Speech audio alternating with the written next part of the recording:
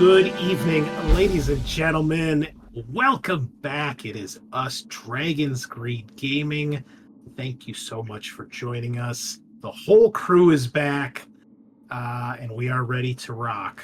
You're joining us for the continuation of our Alien Frontier War campaign. We're on episode 17 tonight as we dive into the meat of a new mission. And, yeah. So, as always, stop by the old Facebook for all the latest news on the show, and check us out over on Spreaker, where we host the podcast. Get our podcast over on iTunes, Apple Podcasts, wherever you like to get your stuff. But be sure you leave those 5-star reviews, help us continue to grow the channel. And check us out on YouTube. Give us the subscribes over there to praise the algorithm. And if you really like what we're doing, check us out over on Patreon. You don't even have to put any coins in the Dragon's Hoard, although if you do, you get special stuff. But you can join for free, and I do monthly posts there, which you'll get notifications for. And occasionally I do other notifications. I put one out today, as of today, which is the 5th of October, talking about some upcoming stuff for the month. So our Patreons, even our free ones, get to hear some of that stuff first before the rest of the community. So check it out. You can at least kind of see what's going on, what we got planned every month, what's coming up, slowly seeing our plans behind the scenes. And if you feel so inclined, if you really like what we do, or if you want to get yourself some extra cool stuff, toss a few coins in that treasure pile and get yourself early access to our episodes, monthly actual play series called The Drowned Dragon, which had a great session last week with Benjamin Bellamy, the Wharf Master. God, that was fun. Kicked his ass. Yeah, whatever. You guys are so dumb. Like, I only have an 87 in my block skill. It's like, of course you guys kicked his ass. And then, God forbid, one of the NPCs shows up and he's rolling over 100. This is bullshit. This isn't fair. I think we were getting really lucky that night, and you were getting very unlucky, actually, with your rolls. The zombies had, weapon skill 25. Yeah. So, wasn't expecting them to hit. I was like, yeah, 12 zombies, that'll be fair. No. They should have all had repeater handguns. Then it might have been fair. Jesus Christ, man. Anyway, check us out. Check out the Patreon if you want to see the elves stomp everything in their path. But it's cool. We get zombie pirates and all sorts of fun stuff. So anyway, we're back. I'm your host, the Great Unclean One. The whole crew is here tonight. We'll do our usual round table, and we will start it off with our new squad leader, Corporal Mike Tagar, played by Eric. How are you, my friend? I'm doing pretty good. I was out last week because I was at a 30K event down in Houston. Okay, and? To do a 2-day event, and my world leaders took home the community voted Best Painted Award. That's awesome. Which is Congratulations. Awesome. Yes. Thank you. Saw that. Very good. So I got a plaque and what are they called? The Trophy? scrolls. The Purity scrolls. seal? Purity seal, yeah. Okay. Got, do you have it? Can you show it to us? Yeah. And then I also got a couple gift cards to Monument Hobbies. Oh, nice. Okay. Always good.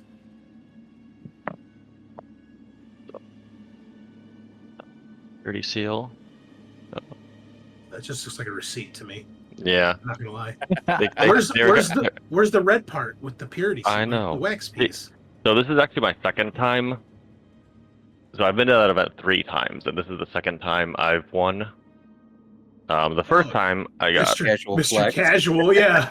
Yeah, that's a purity seal, the red thing. Sweet. Yeah, the first time I got this one. Okay. Yeah. That's cool, yeah. And then the second time they just gave you a receipt? Yeah. Yeah, they didn't do anything with it. So I might That's lame go as and shit. The economy's really hurting us everywhere. Yeah, that's not a purity seal. Yeah. That's a strip of paper. What the fuck? The economy's even getting to the emperor, man. Yeah. I know. In the grim Rough darkness time. of the far future, there are only receipts. There's only inflation. Yeah. Next would be IOUs. Yeah. So that and so that's what I did last week. Yesterday was mine and Amanda's 16th anniversary. Wow. congrats. You guys have Yeah. been married for 16 years? Yeah, It's Crazy, really huh? been that long since your wedding? yeah. God damn, man. It does not feel. I mean, I know it is that No. long, but it Yeah. doesn't. Like, Like that time Yeah. flies. Like I don't know, it just feels weird. it really does, man. So Damn. yeah. Good times. So Well, congratulations. Tell Amanda we said congratulations. I'm really happy for you guys. thank you. But yeah, tonight the Corporal Tagar. Looks like we're on a murder mystery. So We'll do our recap. There's a lot to go over. So we didn't play last week, listeners. Both Eric and Adam were out. So we just skipped, had a break, which was good, recharged my soul after just nonstop editing, and now I'm chomping at the bit. So it was very good for my personal journey. Thank you very much. But if you're watching this, you probably just listened to our last episode, which was our collaboration with Distant Gray Gaming. So you guys don't miss anything. We still had a filler episode, basically. We've got more coming your way, so the campaign will continue. All right, we'll move it on to our other MIA from last week, our former squad leader, Sergeant Schmidt. Adam, tell us what's going on with you and our beloved sergeant. Well, he's in a mix of emotions this time around. He doesn't know how he feels about losing his position as squad leader, but at the same time, he's got his pride so far up his ass from the uppers telling him, "Hey, good job. Don't care what the other guy said. Fuck them." So he's like in a mix of emotions of whether he's gonna be happy about this or not. Okay. So we'll see how this plays out here with the new squad leader and his rival. That's right. We did have some Okay. relationship switches last week. I was gonna say, I bet you guys are not buddies. Yeah. Are you both rivals of each other at this point? I think we've been since the beginning. we Well, actually, were. no, I but think- I yeah, I think decided we- that he's no longer my rival because I beat him. Oh, that's right. That's right. Brutal. Who's your rival now? Scaarr. Damn. O'Connell. I took you off my rival, man. What I the know. hell? But That's a you've been on foolish my move. ass. Yeah, shit rolls downhill around here, son. No, that's You bad. gotta I'm learn the bottom.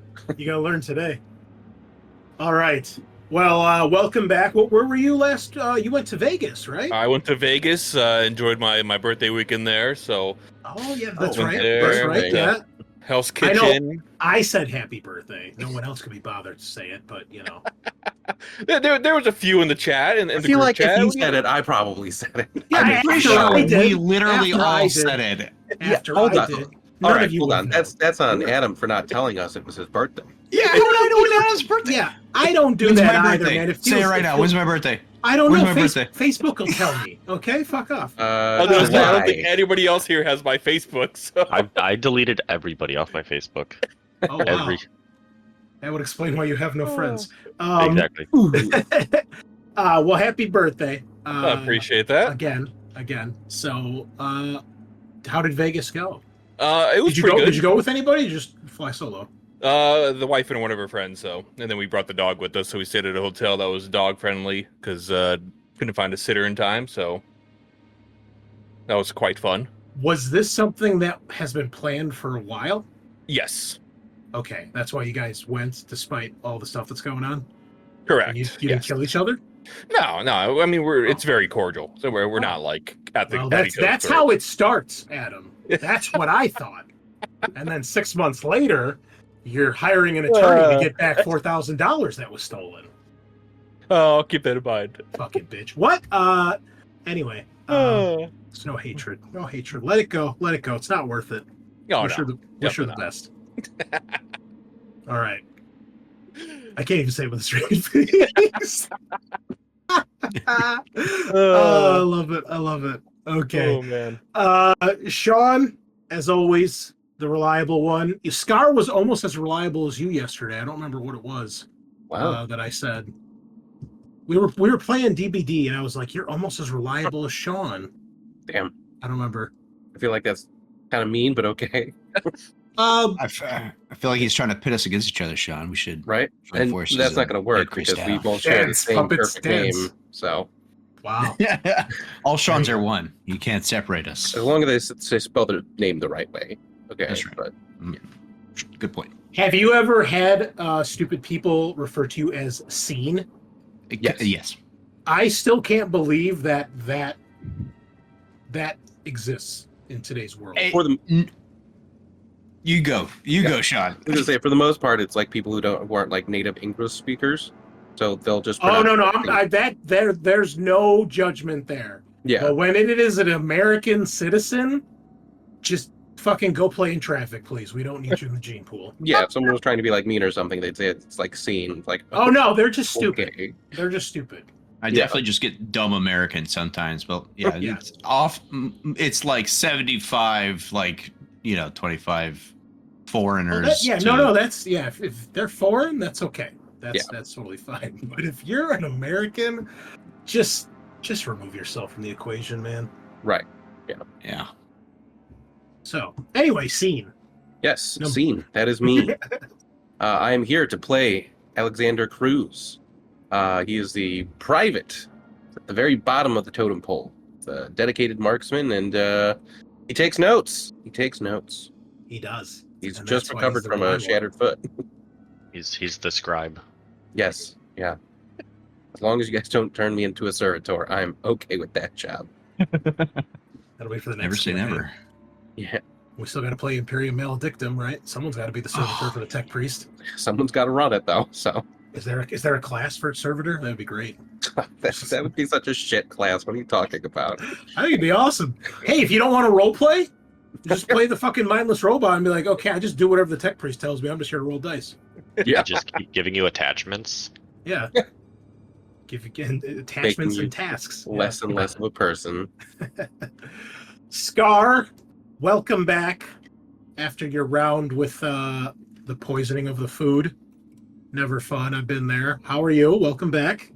Yeah, good. No, that was a first for me. Which is crazy because I've done all sorts of disgusting things in my life. I've never had food poisoning before. I'm talking. I have dumpster dived like produce and cooked it up the same night, and I was fine. But anyway, in other news, I don't know I'm if trying to I've ever make admit Chris's that, but- skin crawl right now. Nurgle's blessings be upon you, brother. I'm playing private first class, surprisingly still private first class Owen O'Connell, and I can't wait to see what happens because I missed all the shit that went down last session, and I cannot wait to see the team dynamic. My rival was Johnson, so I need to probably change that for now to somebody, but. I mean, it would Man. probably be best to change it to one of the other three main characters. I mean, we might see Johnson again. Hell, we might see him next week, depending what happens tonight. But you know, it would probably make more sense to make it like an actual squad mate that you're with on regular missions. Yeah, I'm struggling with it because O'Connell's he's for the most part he very much big on team dynamic. Well, It's how not about this? even Why don't Tagar anymore. I do the recap and then you can tell me if that might change what O'Connell is feeling as you Okay. guys have been deployed? Because you guys really haven't done much in the new mission yet. So most of last session, at least with this group, was stuff on the Tam-Tam. So downtime events and stuff. So yeah, we'll talk about that. And as always, listeners, I'm your host and game mother, the great Unclean One. What have I been up to? Lots of Dead by Daylight. We're closing in on rank 1 for killer, so I can finally have that out of the way. Scaarr and I's achievement hunting continues. I think I'm at like 62% right now, Scaarr. I don't know what you're at. I think you probably have passed me at this point. Yours is popping off. It said like 72 hours recently played when I saw your thing on Steam today. I'm like, man, must be nice. I wish I Passed could out do with that. my Steam Deck most likely. That's awesome. Just logged in for 10 hours. Yeah. That's okay. You gotta inflate those numbers a little bit. But So we've been doing that. We'll probably start streaming some Dead by Daylight here and there when we play. Silent Hill 2 comes out, the remake, on Tuesday. Can't fucking wait. So stoked for that. Still playing lots of Space Marine 2 with the gang, except Sean, because the internet hates us, and their fucking stupid patch fucked everything up. Yeah, So- I re-downloaded it, so I'm going to see if maybe that Oh, okay. reset everything. But yeah, every time I try to play multiplayer with you guys, just server It's like, no, connection issue. computer says no. And then I ordered that Warhammer Day Chaos Sorcerer for my Old World Chaos Army. Got myself a free Chaos Warrior, so that's pretty cool. And I sent in a request to Eric to make me bases and base converters. Is it working? Or have you not even started it? No, I don't care if you have or not. There's no rush. No, I haven't yet. Okay. I'm tracking down the movement bases you were looking for. Ah, gotcha. Okay, cool. But yeah, I'm gonna get those. I'll send you a couple examples, Okay. and then you can let me know what you think. Sweet. Wonderful. Yeah, go check out my Chaos Army over on our YouTube. We did Tale of Gamers like a year and a half ago, and I still see that's popping up with views. I think it's some of our most viewed Yeah, stuff. definitely. So Really? not surprised, considering. So something to actually watch too, rather than a screen with our logo for 4 hours. And Oh, some there's people video talking. content now. There is now, but that'll be news. So anyway, yeah, just lots of gaming going on. We've got a month packed for October with all sorts of crazy stuff, and it's going to be glorious. So without further ado, we've got a bit of a recap here to go over. So let's dive in. So last we left, which for us in the real world was like 2-3 weeks ago, depending on who was here and when you were here. We had split our episodes. We did a quick episode to finish up the last mission, Blaze of Glory, and then we did a full episode to see what was going on in the Tambatam with downtime events. So we wrapped up the last mission after your attempted betrayal / attack on the UPP.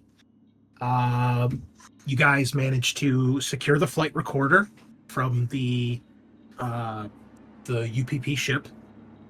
You finally got the comms working, and you were able to radio up to the Tambatam to send down another dropship.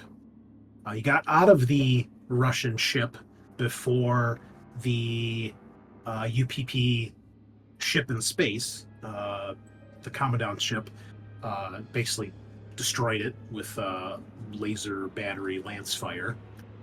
And other dropships showed up Friday the 13th, piloted by, I think it's Corporal Karen Eckhart. She picked you guys up, brought you back up. You also brought along with you one of the cryopods with the prisoner with the facehugger attached to them. When you got back to the Tambatam, Lieutenant Casados was both impressed and confused as to what this hell this was. At least that's how she acted. She seemed pretty surprised when she saw the thing attached to the guy's face. But then it was time for the personal interviews, and that is where a bit of the hammer came down on some of you. We saw... Hammer's in this? Yeah. We saw that, well, Lieutenant Casados was not happy with some of the stuff that had gone down.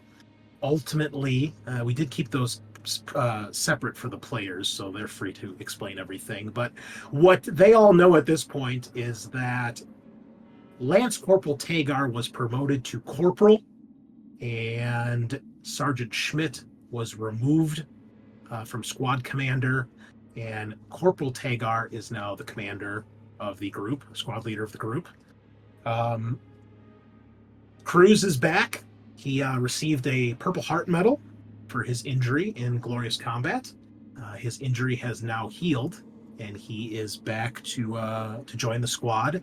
Johnson has been put back in the motor pool, as Tagar put it. And then we did some downtime events. Scaarr had received a letter from his wife. I think it was a vid message, if I recall, that she left you. Left O'Connell kind of thinking about all the shit that's been going down and, what is he fighting for, and questioning some of the weird shit that's been happening. Cruz, you got your Purple Heart and then went on a murder mystery, I believe. Yep. Johnson, did we do an event for him? I don't recall. I don't think we did. Well, if we did, I don't remember what it was, so it couldn't be that important. Schmidt decided to work his ass off in preparation for the next mission and gained, if I recall, +1 health for the duration of the next mission. Damn, that's so cool. He's pretty Broly right now. He's just like looking extra jacked. Yep. Yeah, you guys saw him working out a lot of conditioning, a lot of running the track. Got to get that heart rate up. Steroids. Yeah, or just steroids, just illicit drugs. And then we saw Private Cruz try to find another member of Second Section, a Private Gerald Wayne Rat Finks, who had kind of been coming by, checking in on Cruz while he was in the med bay. You noticed that he had disappeared, and no one seemed to know where he was. You ran into Mishka, who you didn't really realize was still on board the Tambatam, and she said that she had seen him over at the firing range. When you went to the firing range, though, the instructor there was like, no, he hasn't been here all day. You then searched around for quite a while longer, and you eventually did find Finks, but unfortunately, he was dead, with his neck apparently snapped, kind of stuffed in a supply storage room underneath some cargo and stuff in one of the flight decks. After reporting this, you also saw that in his hand, he had a small clump of bleach blonde hair. It was not long after this that it was reported that one of the EEV pods from the Tambatam had apparently been stolen or jettisoned, and Mishka is nowhere to be seen. Obviously, everybody thinks that she is the one that did it, except Cruz, who thinks she's being framed. And we don't know. Listen, we don't know. Yeah, you don't know. Innocent until proven guilty. But yes, a member of your platoon has been murdered. The android has disappeared. Everybody's kind of on high alert. There's a lot of rumors and scuttlebutt going on as to what exactly happened. And then Corporal Tagar had a bit of a romantic encounter with Weaver. So Herschel had that's what Broderick did. Johnson visited Weaver in the med bay, gave her a piece of the ship as a memento, kind of commiserated a bit because he's lost a ship before, and she seemed appreciative of that. She asked you if you could get some new speakers for the next ship, which you're currently in the process of doing. And then she ran into Tagar at the firing range, gave him a little bit of shit for not coming to visit her. And then Herschel had visited you as well, asking for some gift ideas that he wanted to get Weaver, because he felt bad that her ship and all of her music had been destroyed. And I think you had suggested getting her like a sweet like a sound system or something, or like I think it was different like CDs or something. Yeah, like the equivalent of an whatever. iPod, right? Yeah. Whatever your MP3 player is in Alien. Yeah. And then you guys joked that you should Rickroll her with a random Rickroll song on the playlist.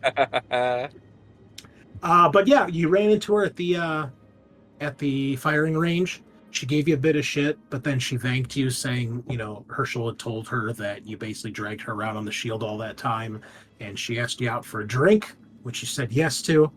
And then when you guys were getting ready to depart for your next mission, she made things super awkward by asking you what the method of insertion was for the mission. You guys could tell that she was clearly trying to make Tagar uncomfortable, in which he definitely stuttered on his words a bit. But eventually, it was time to go to your next mission. And this, you have been explained by Lieutenant Casados, that you are headed towards a Weyland-Yutani satellite hub, a network satellite hub. And so in the alien universe, there is a thing called the network, which is a intergalactic transmission network that Weyland-Yutani has created to send messages, transmissions, so on and so forth across inhabited space. So it's about a 20 by 20 parsec area that is colonized space right now.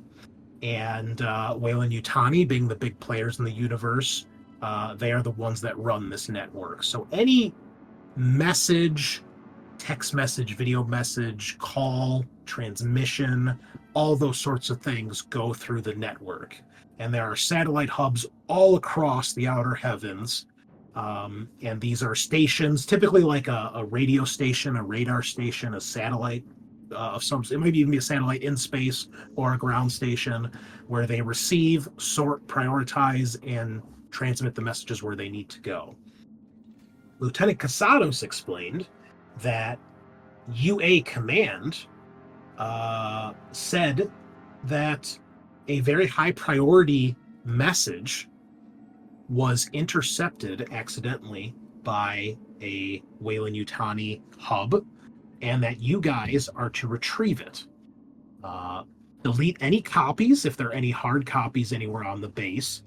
Well, I should say delete any copies so the base doesn't have any. Recover if there's any physical copies, and then find out if anyone has actually listened to it, and if they have, take them into custody and bring them back to the Tambatam for interrogation. She stressed that this is a civilian facility that you're going to, so hopefully there shouldn't be any need for violence. And she had stressed there to be no civilian casualties and no property damage. These things are expensive, and if a network satellite hub was to go offline, that could disrupt transmissions for upwards of 2 to 3 parsecs in every direction. Now, luckily, this satellite hub is kind of near the edge of inhabited space, so it wouldn't be as bad if this was like right in the center of the outer heavens, but it still would be bad. And you guys would know that you are relatively close to the, what's it called? The Crestus Prime Cluster, which is a series of UA military installations and systems. There's a lot of bases in that area. Now, as far as you know, this satellite hub doesn't necessarily cater to that system, but it probably does a few of their messages, so that would be bad in general. So we left last time where you guys had made your way to this planet. I'm trying to look on my map here where exactly you guys are.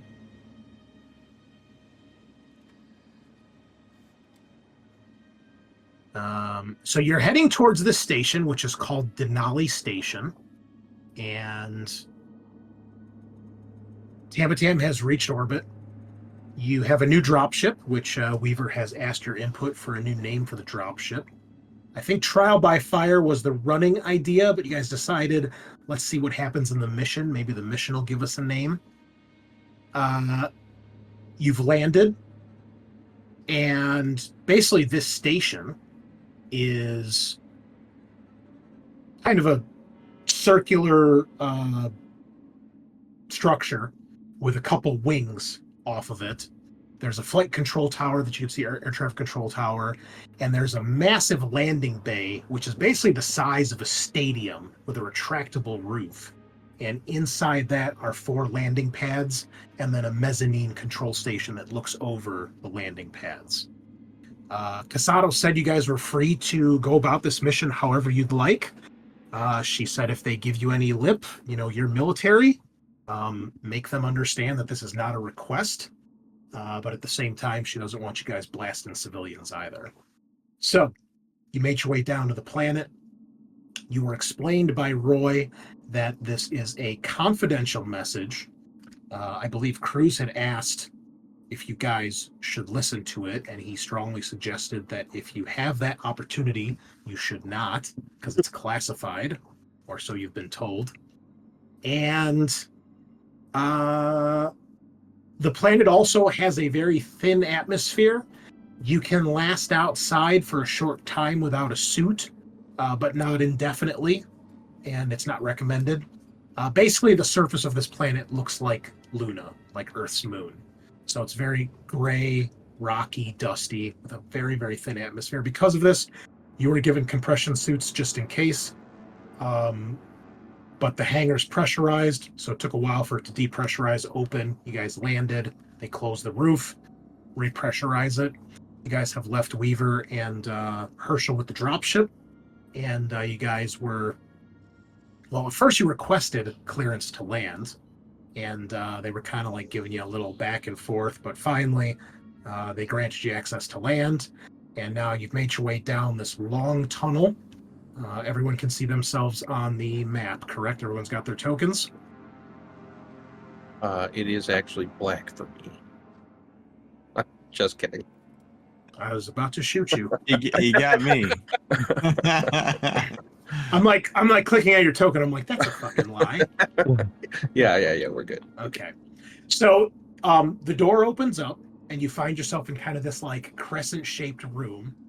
Ahead of you is a security checkpoint. Basically, think a security booth, and there is a single door, kind of like those doors like at the subway that like kind of go like this, those like rotunda things.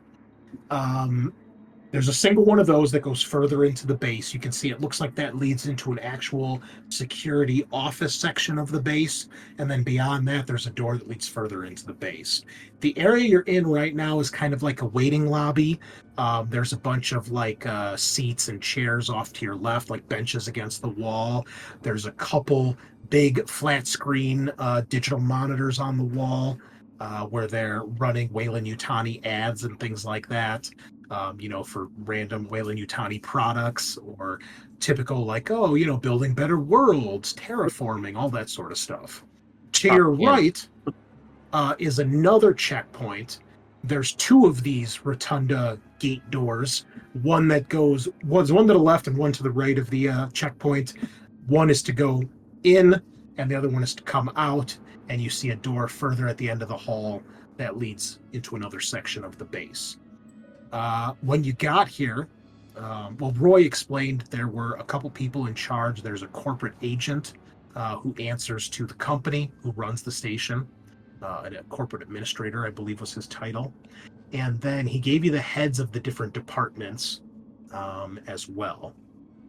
So you are currently meeting with a Kirk Sebastian, the corporate administrator of this station, who from behind this gate is giving you a lot of lip, telling you don't have the authority to be here, there's been no official requests, and generally trying to give you company back talk that they don't want to let you in, and it's going to be too much trouble, too much hassle.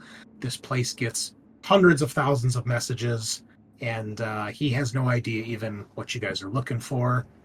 And that's kind of where we left it off last point. So Deja vu.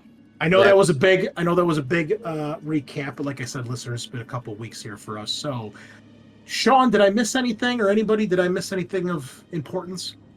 The network hub could be damaged, which could cause information transmissions to be delayed up to 1 to 2 parsecs. I have that in my notes.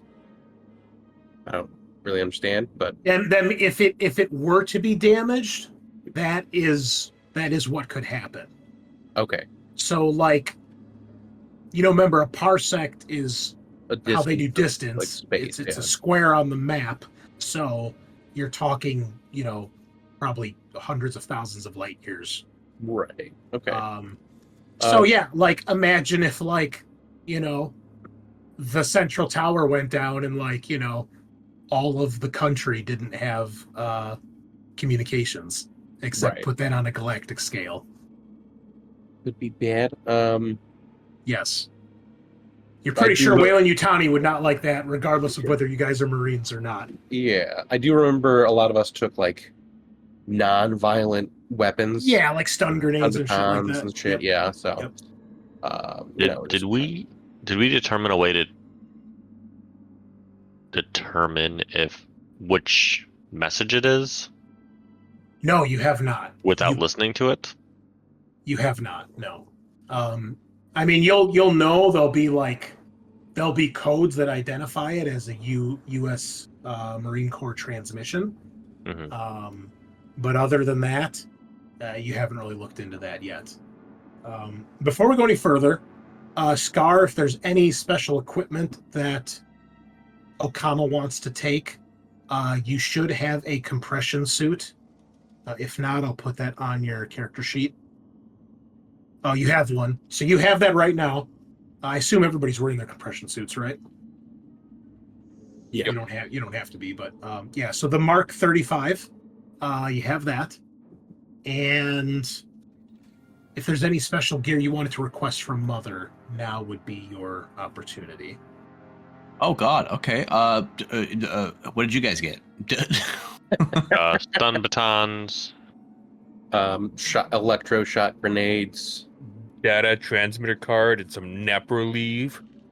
Yeah. Let me get rid of my rocket launcher and claymore mines real quick. What are you talking about? This is gonna be so useful. Breaching charges, QTC drum, just standard Dental operations. drill if we need to start, torturing people. Yeah, I'll just ask for those things from Mother, if that's cool. Just kind of generalize it. Yeah, Stun 'cause- baton, stun grenade, Stun I'm pulling net? it out of my ass. This is like a And that would be gladiator cool. net you'll throw at people. and it electrocutes them, yeah. Come on, it's the That's so future. cool. Yeah, If let's this, do that. If this was our Warhammer campaign, Nets have a bit of a reputation from Gallows guys. Oh God. So we're not wearing a regular armor though, it's just the pressure suit. Correct. Okay, gotcha. So let me. Did take off I then three. did I There's share more. the art with you? I don't know if you were here for that. No, yeah, I don't think it was. Yeah, I don't think so. So It's if you go into the oh, that's not what I wanted. the spacesuits now, I actually have images of all the different armor. So this is what the Mark 35 pressure suit looks like. So it's basically a pressure suit with military armor on it, but it's a little less armored than your regular M6 because it's got the glass helmet. Rad. But otherwise, that is actually from the Colonial Marines book that they released that has like all their fighting doctrines and everything. I'll grab the book later. We showed it last time. But that is an official thing there. So, Right on. and then the Mark 50 is the one from the original Alien, which you also see predominantly in Isolation as well. So that's more of the civilian version. Ew, I hate that. So the Mark 35 is basically that, but with armor plating rather than just, random stuff on it. No, the one Well, I'm you gonna hate grab a is few this. things from No, Outpost please, here. please The don't. Eco No. All-World Survival Suit. Oh, Oh, it's so cool. It looks like a hot rod. I that love looks it. like something you'd see in like the original version of Lost in Space. I was going to say It's got that's It's got that's that candy red finish, dude. Love it. that's from what is it? 2001: Space Odyssey. Like- amazing. Ugh. All right. So, one last thing I want to ask Okama real quick. Ooh. While you were still on the Tambatam, did you reach out to Ishigara in any way or inform him of what happened on your last mission? Oh God, man.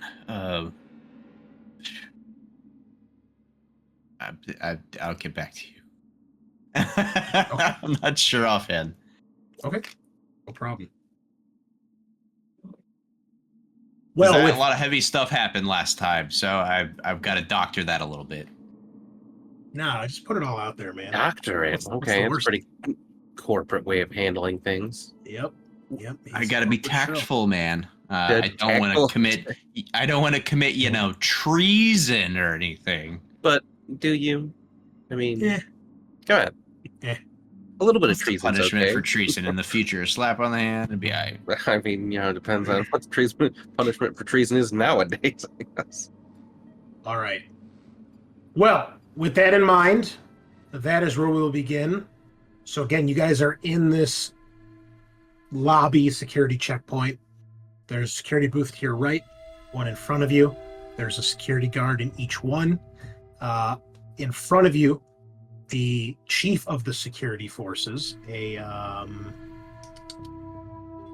Arnoldo Alvarez, is the one that greeted you, and then he called in the corporate agent to come over here. So there's 4 security guards. There's 2 in the booth to your right.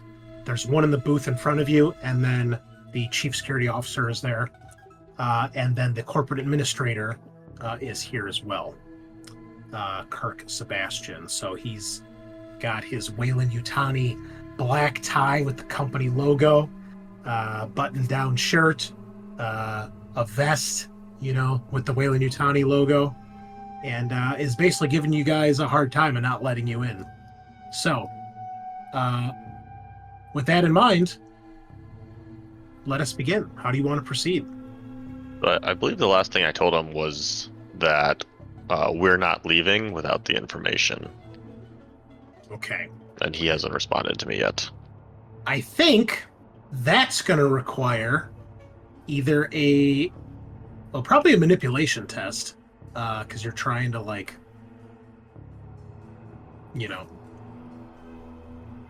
Yes, Or but I I'm will also let you. not lying. I will let you. You can also do command, but since he is not part of the military, it's going to be at a negative.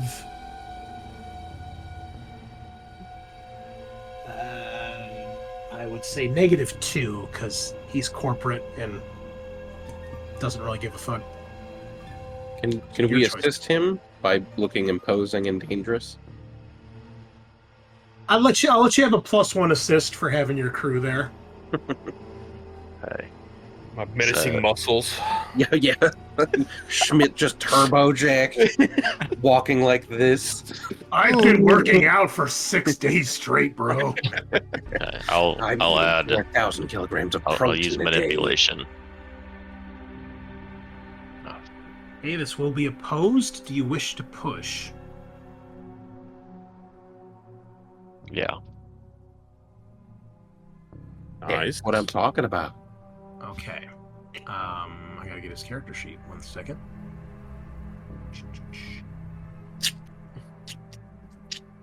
What's your empathy, Tagar? 2. Oh, okay. I'm not empathetic. Apparently not. I give no shits. Gonna have to train that command now that you're in leadership. Apparently. Nonsense.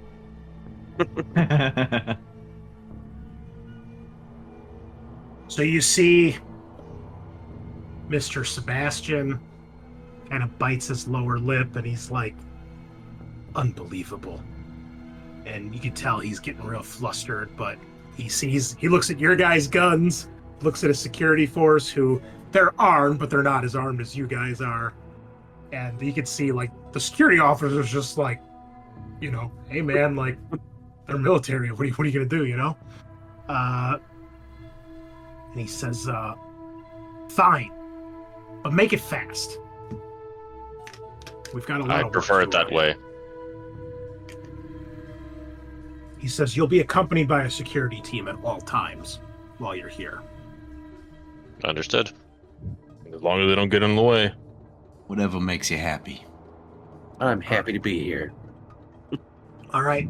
So they unlock this door in front of you, and they, the chief security officer Alvarez, he escorts you guys towards the end of the hall here. And as you guys go through, you can see this is the actual security office here. There's a couple cubicles that you walk past. On the right-hand side of the hall, or the room, you can see there's a small little area with some holding cells. There's 3 little holding cells. And then on the left, you see that there is a door that the corporate agent goes through. And you see that there's a sign on the wall. It says corporate suites, where he goes back into. He tells the security officer, keep me informed. And you see the security officer kind of rolls his eyes and makes you guys follow him. There's a door at the end of the hall that you go to, and he takes you through there, so you guys are free to walk through that as well. And so, are there anyone in the holding cells? There is not. No. Okay. It looks like basically like the drunk tank, if some staff get a little rowdy or out of control. Yeah. So you guys walk through there. I guess O'Connell stays back. He's not participating. You guys find yourselves, it opens up to this huge rotunda. In the center is think of it like a donut or like a ring. Okay.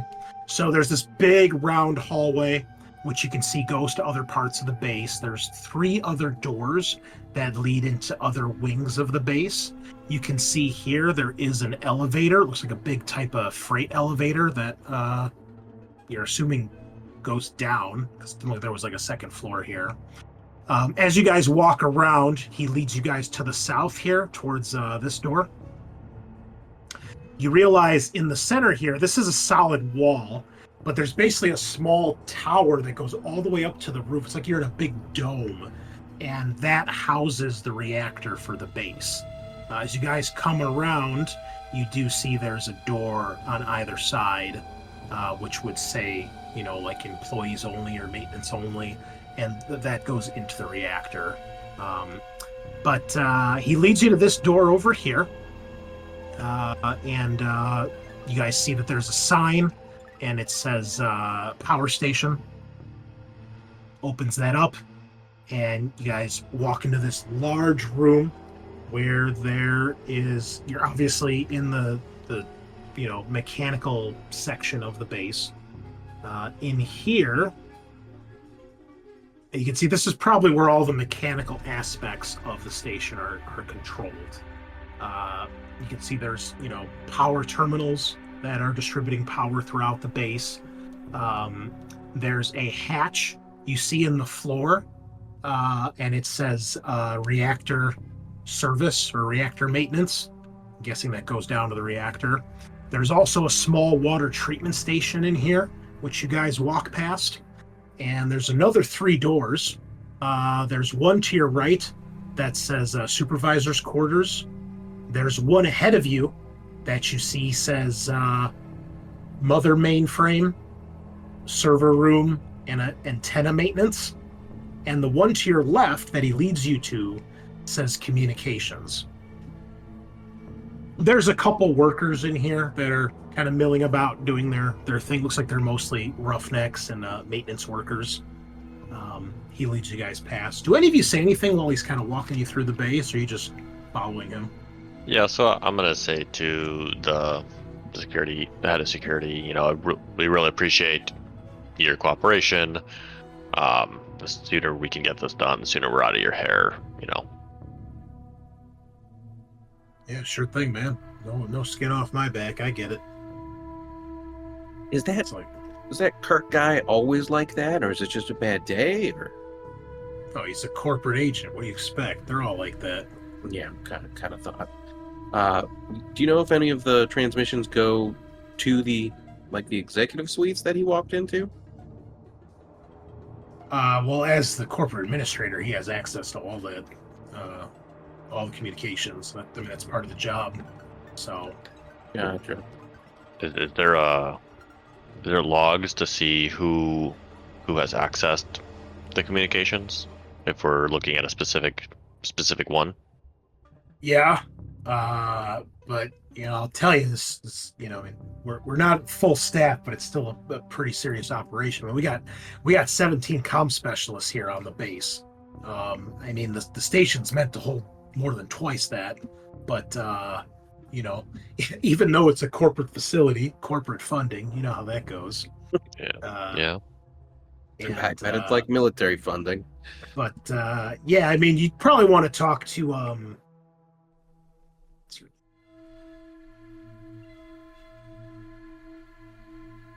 I gotta find my list. Here we go. He says you'll want to talk to Yasutari. She's the chief comms officer. She can answer all the technical questions. Great, thank you. Where would we find this person? Oh, should be on shift right now. So, he takes you through this door, which leads into like a little, kind of like a lobby, or like a holding area. Not a holding area, but a junction. And that goes around, and it leads into this massive, massive room. And this is the actual communications room itself. What you see is a room that could probably easily fit 40 to 50 workers. There's all sorts of little terminal stations with, control screens, control panels, switchboard, basically almost like old school switchboards, like telephone switchboards. And you see that there is probably about 10 or so workers in here right now that are actively working. You see all sorts of lights lit up. You can see them sorting through messages, just screens and screens of data. Some of them have headsets on, clearly listening to messages. You can see some of them rerouting messages, sorting them. You see the typical mother mainframe screens popping up, helping out. And this looks like a really, really high-tech, complicated operation. There's lots of little cubicles. Up here is a raised area. You see there's a big desk, which has more screens and a huge data amount or screens on this back wall here. That kind of everybody can look up and see various things. And you see that there is a woman up there who looks to be of Asian descent. You're guessing that's the supervisor. It looks like she's hard at work. She's typing away at her keyboard right now. And yeah, it's kind of like a newsroom as far as the activity, but it's all communications and electronics. And yeah, he leads you guys up there to where Yasutari is, and he shouts up to her, and he says, "Got some Colonial Marines here, Yasutari. They got a couple questions, looking for a transmission." And he kind of motions and he says, "Here you go, Corporal. She's the one." Appreciate it. And you see a woman who's probably in her 30s, Asian descent. She's got long black hair, currently pulled into a ponytail. Otherwise, just wearing kind of like a Weyland-Yutani, worker's uniform. Nothing special. And you see that it's got her little name badge on it as well. She says, what can I do for you, Corporal? I'm busy here. No, we completely understand. We'd like to just get this taken care of as quickly as possible. We recently got notified of a transmission that came through here that we need to have the utmost care with, and came through Colonial Marine Corps, highly classified, and we're just trying to get information on who received the message, where it is now, anybody who's listened to it. Any information you can give, it'd be greatly appreciated. Oh boy, that's it's like looking for a needle in a haystack, Corporal. Got any other specifics? That's going to be kind of hard to narrow down. Came in, we believe, within the last couple days. It is We high priority, extremely yeah, classified. high priority classified. They did not give us very much information to go off. You know about how many Colonial Marine messages you received recently? Well, might take a little bit of digging. We could sometimes get hundreds of messages a day, if not more. You know. Did they get tagged with anything specific? Anything that might pull out a high priority message? Yeah, it's just so much. It's going to take a little time. Okay. And she shouts out to like one of the other workers, shouts out a name and tells them, hey, start sifting through this. I need to get a message like this last couple days. And they're all kind of like shrugging. You see some of them like do this with their headsets to kind of see what she's screaming, and then like just go back to working and don't say anything. Like just obviously like they don't care, or they're just like, yeah, I don't have an answer. And when she says that, can I kind of observe the various people and see if anyone reacts suspiciously? Sure. Give me an observation test, please. Damn, I forgot. I'm super bad at that. Because I will let her know. Doesn't matter. We need a list of whoever's accessed that transmission. All right. So you're looking around there. Do you want to use your stunt there, Cruz, for anything? Let me check the stunts. Is it coming from me? Probably not relevant. Are there more of them close by? How do I get in, past, away?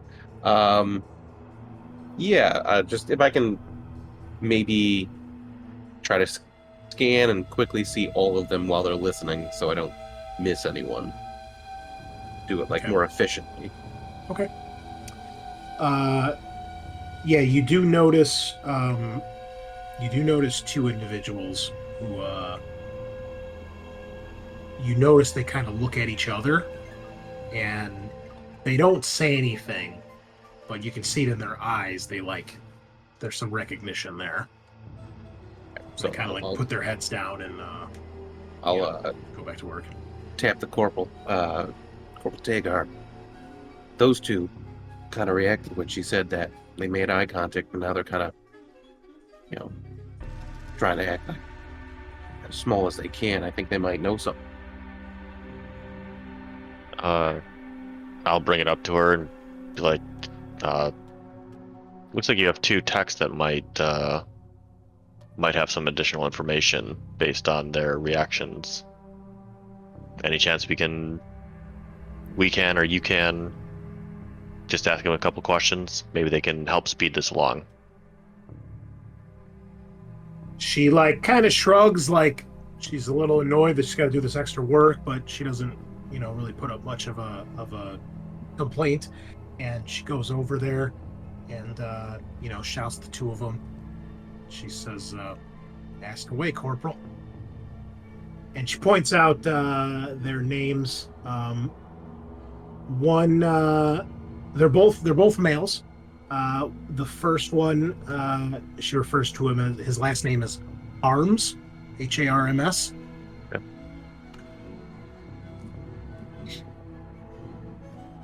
And the other one is Franklin, the last name. One of them, Harms is a Caucasian male. Looks like he's maybe in his 30s. And Franklin is African American. Looks like maybe late 20s, early 30s. Okay. Harms, Franklin. Have you received any Colonial Marine Corps transmissions that might be of interest to us? The faster we can get out of your hair, faster we can, you guys can get back to work. But we need this information now. And if you got something, we'd like that information. You see that, they just kind of look at each other and then look at Yasutura. They don't really say anything at first. And Franklin's like, no, sir. Nothing like that. And Harms just kind of shakes his head no, doesn't actually say anything. I mean, we're going to be going through all these log books. So, is there any messages you received recently that, we should be aware of? They continue to kind of play it down or deny having anything like that.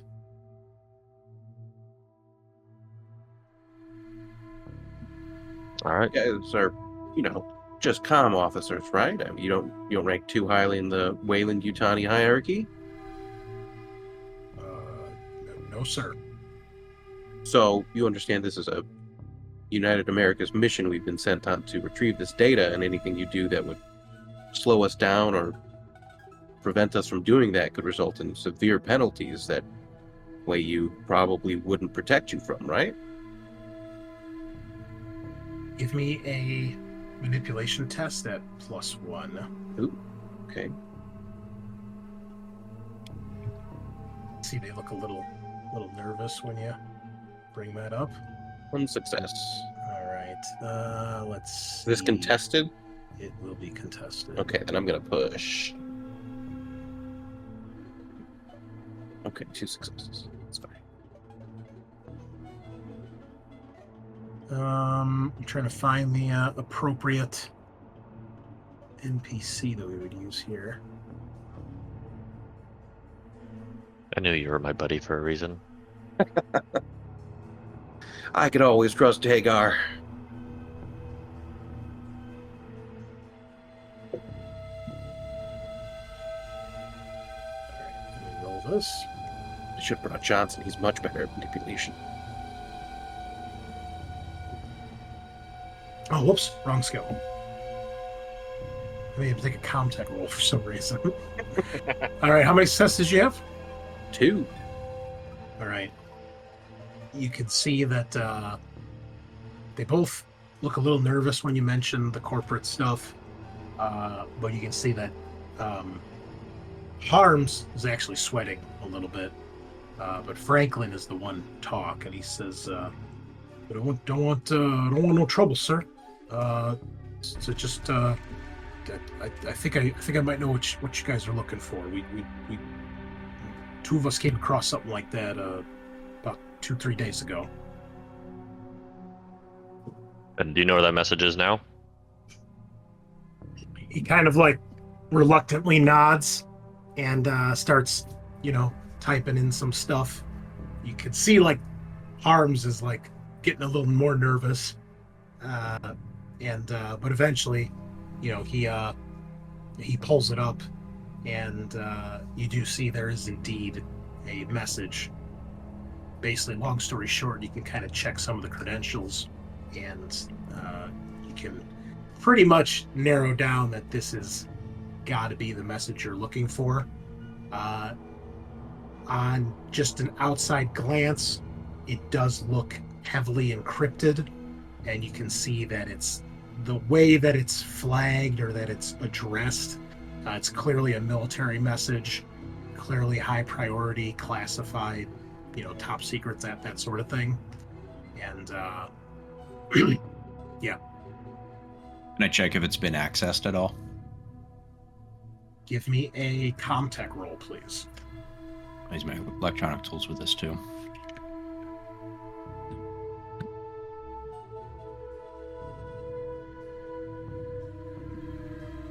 Nice. It has. I'll bank that stunt. Sounds Okay. like we might need more context for this scenario. Oh boy. I will. I kind of access his terminal. Then I see that, and then I quietly I kind of turn my back to them and get like up into Tagar's ear. Somebody's been in this already. Somebody's listened. Great. All right, I'm going to turn to Harms and Franklin and ask them, Have either of you listened to this message in full or in part? I'm gonna look at Franklin when he says that. So Franklin is like, no. But Harms, you can see he gets real nervous, and he actually accidentally says, he's like, it's not a voice message, it's just a regular message. And then he realizes, like how would he know that unless he right? So basically it's not a recording, it's like a letter, basically. Okay. A text message. Um, And then he like stops halfway and he's like frozen and he like goes white. Even more white. I'm gonna try to like whisper a conversation to O'Connell. Sure. Is there a way we can see if anyone has sent this message out to anyone? Oh, yeah. We could ask Yasatori, right?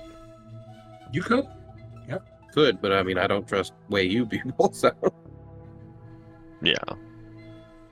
Are they Be just worthwhile letting us? asking to see if she lies. Are they just Yeah. letting us play on their computers though? Like they don't have any problems with that. I mean, she looks annoyed, but she hasn't really said or done anything to stop you guys.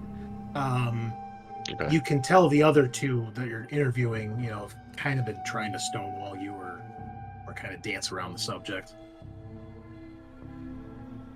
Okay. O'Connell, keep working. Try and figure out who listened to this and when, or who read this, opened it.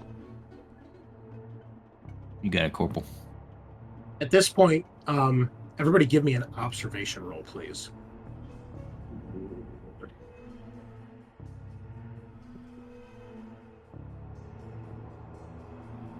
There's a lot of dice. I see a lot of successes. 1 success for Cruz. 2. What? Okay. A big black monster. No, I'm kidding.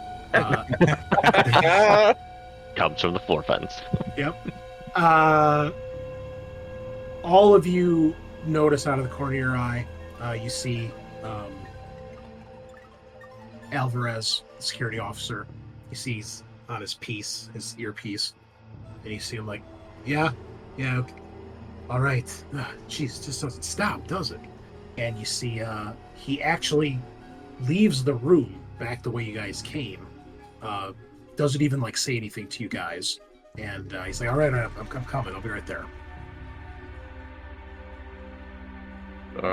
Does he take his whole team or? He was the only one that escorted you back here. Oh, okay. Can I call out to him? Be like, is everything all right? He looks back. He's like, oh, sorry, Corporal. There's some other shit I got to deal with. Another unwarranted landing or something. Another communication. He's like, look, I know you guys are legit. Just do your thing. I'll be back in a few minutes. Let me go see what's going on here. I can go with him, just in case anything happens. Keep us all updated before it comes to our doorstep, right? Who are you asking? He's out the door at this I'm point. asking Nobody says that he Tagar. leaves. Yeah. Yeah, I'm asking Tagar. Like, you want someone to go with him? Is there anybody in the room that has communications with him? If something were to change in status? I mean, there's like a terminal or two in here that you could use to access like an intercom terminal to call outs. They probably have like they could send like a message to the security office. There's usually intercom terminals throughout a station like this. So no. Why don't we handle this real quick? We got a couple. If we're gonna have to track down who's accessed this message, we should probably stick together for a minute longer. Right on. O'Connell, any updates on how many or who's accessed? Let me get another contact roll. yes, sir.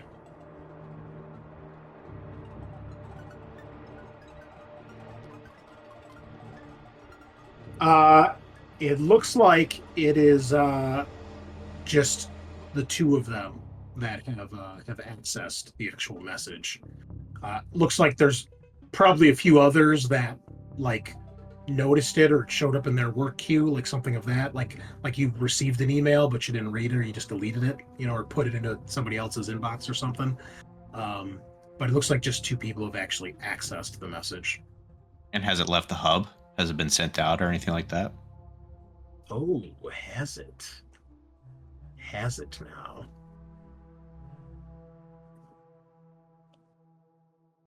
Just the 2 of us. We can make espionage. Yeah. High or low? Yes, it has been sent out. Oh shit! 69 finally works. Yeah, kind of looks back at. That's the bad result, by the way. So it was actually I actually rolled low. So. Oh, never mind. I'm sorry. You don't want this he message out there. That's a bad thing. He looks at you like the affirmative. Is there any way to recall the message? I think once it's out, it's No, out. it's like a radio transmission, or like an email. Once you send it, it's. However, how many sets did you have in that Comtech roll? Second one was just 1, but I do have a banked one if I can, if I need it. If you want more information, you'll need to use it. All right. We need to know where it's headed. You can't tell that, but you can tell that it's only been sent out to 1 recipient. Like, it wasn't like mass messaged or anything like that. Did one of these 2? Do we know that if one of these 2 sent it? Yes. Okay.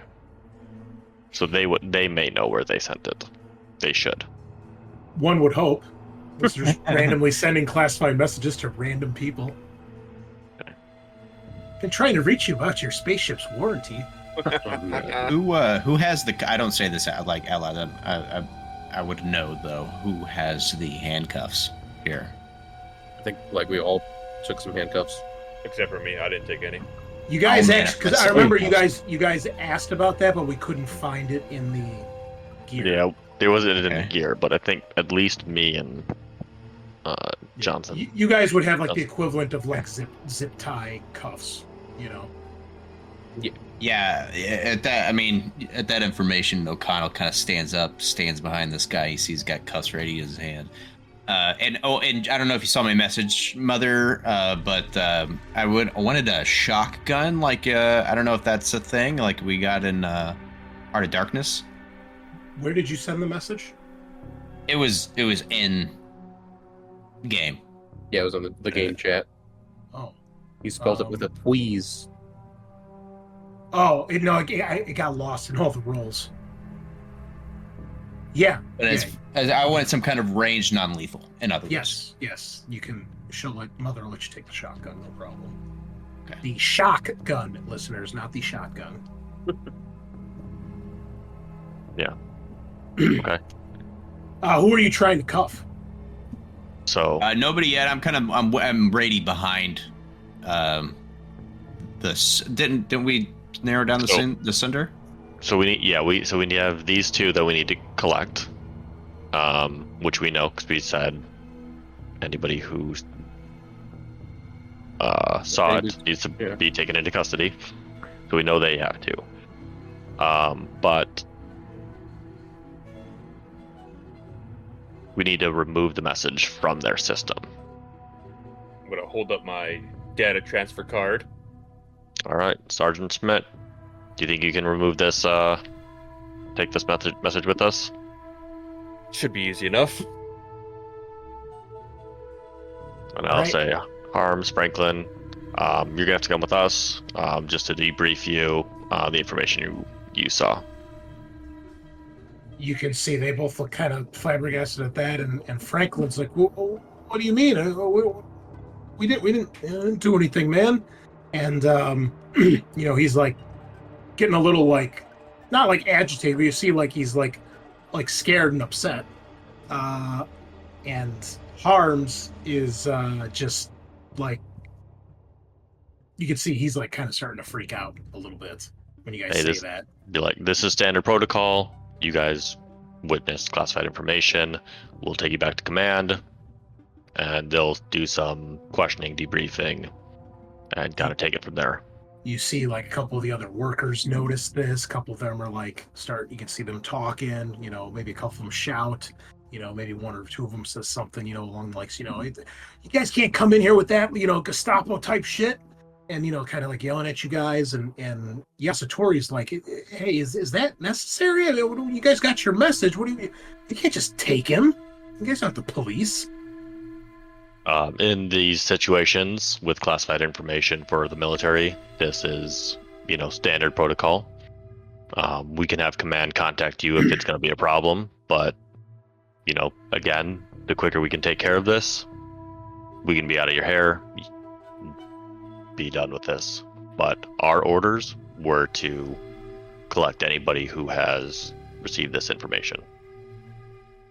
Yes, there's like a lot of bickering and back and forth. She actually goes over to the terminal, and you can see she's trying to call up Alvarez. She's like Alvarez, like, can you get your ass back here? Like, they're trying to arrest these two. Like, what? Come on, what are you doing? You can see she's like trying to get in touch with him. A lot more of the workers, like all the workers now are watching this. Everyone's kind of gathered around. They're yelling, they're shouting. There's some commotion. There's a few that are obviously agitated and like, thinking you guys are just like, typical like, demilitarize the police, that sort of thing. And there's, everyone else like, you can't just take them. We got rights. We got workers' rights. That kind of stuff. And can we try to calm them down? Sure. Do they know they work for Wayland Yutani? You guys don't actually have rights. Yeah, how do you try to calm them down? Like, all right, everyone, let's take a second. We're here because there's classified information that was sent to this outpost. That information revolves around protecting the citizens of the UA. So if it's sent out to people, and people read it, we need to know what they read and who they sent it to. This is all to make sure nothing bad happens to you and all the other citizens of our great state, nation, space nation. Give me a manipulation test, please. Okie dokie. Is this opposed? Yes. I'll push. Keep it together. All right. You panic, but you keep it together.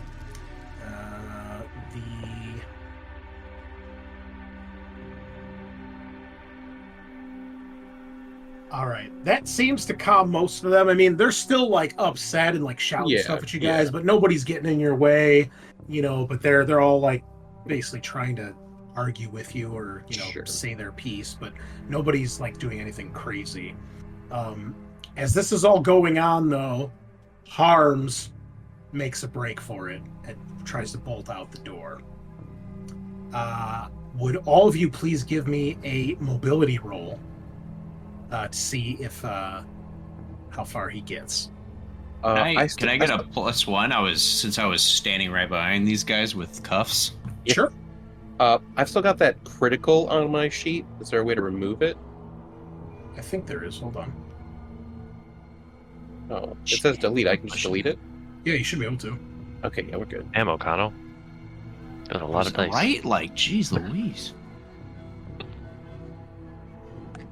Hey, how'd you do? 2 successes. 2 successes. 1. I need to just keep 0. this character sheet open. That's what I need to do here. Okay. He doesn't even get to the door, O'Connell, and you tackle him to the ground. It's Harms who runs. Franklin doesn't run. And you slam him to the ground, and you've got him. And now he's like swearing at you and squirming and trying to get away. I'll turn to Harms and be like, look, we can do this easy way or the hard way. Like, if you just come with us, we can get this taken care of.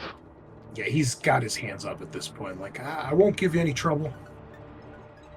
Yeah, if you cooperate, maybe we can, make it so they go easy on you. Yeah, wrestle the cuffs on this guy. Not exactly something an innocent man would do.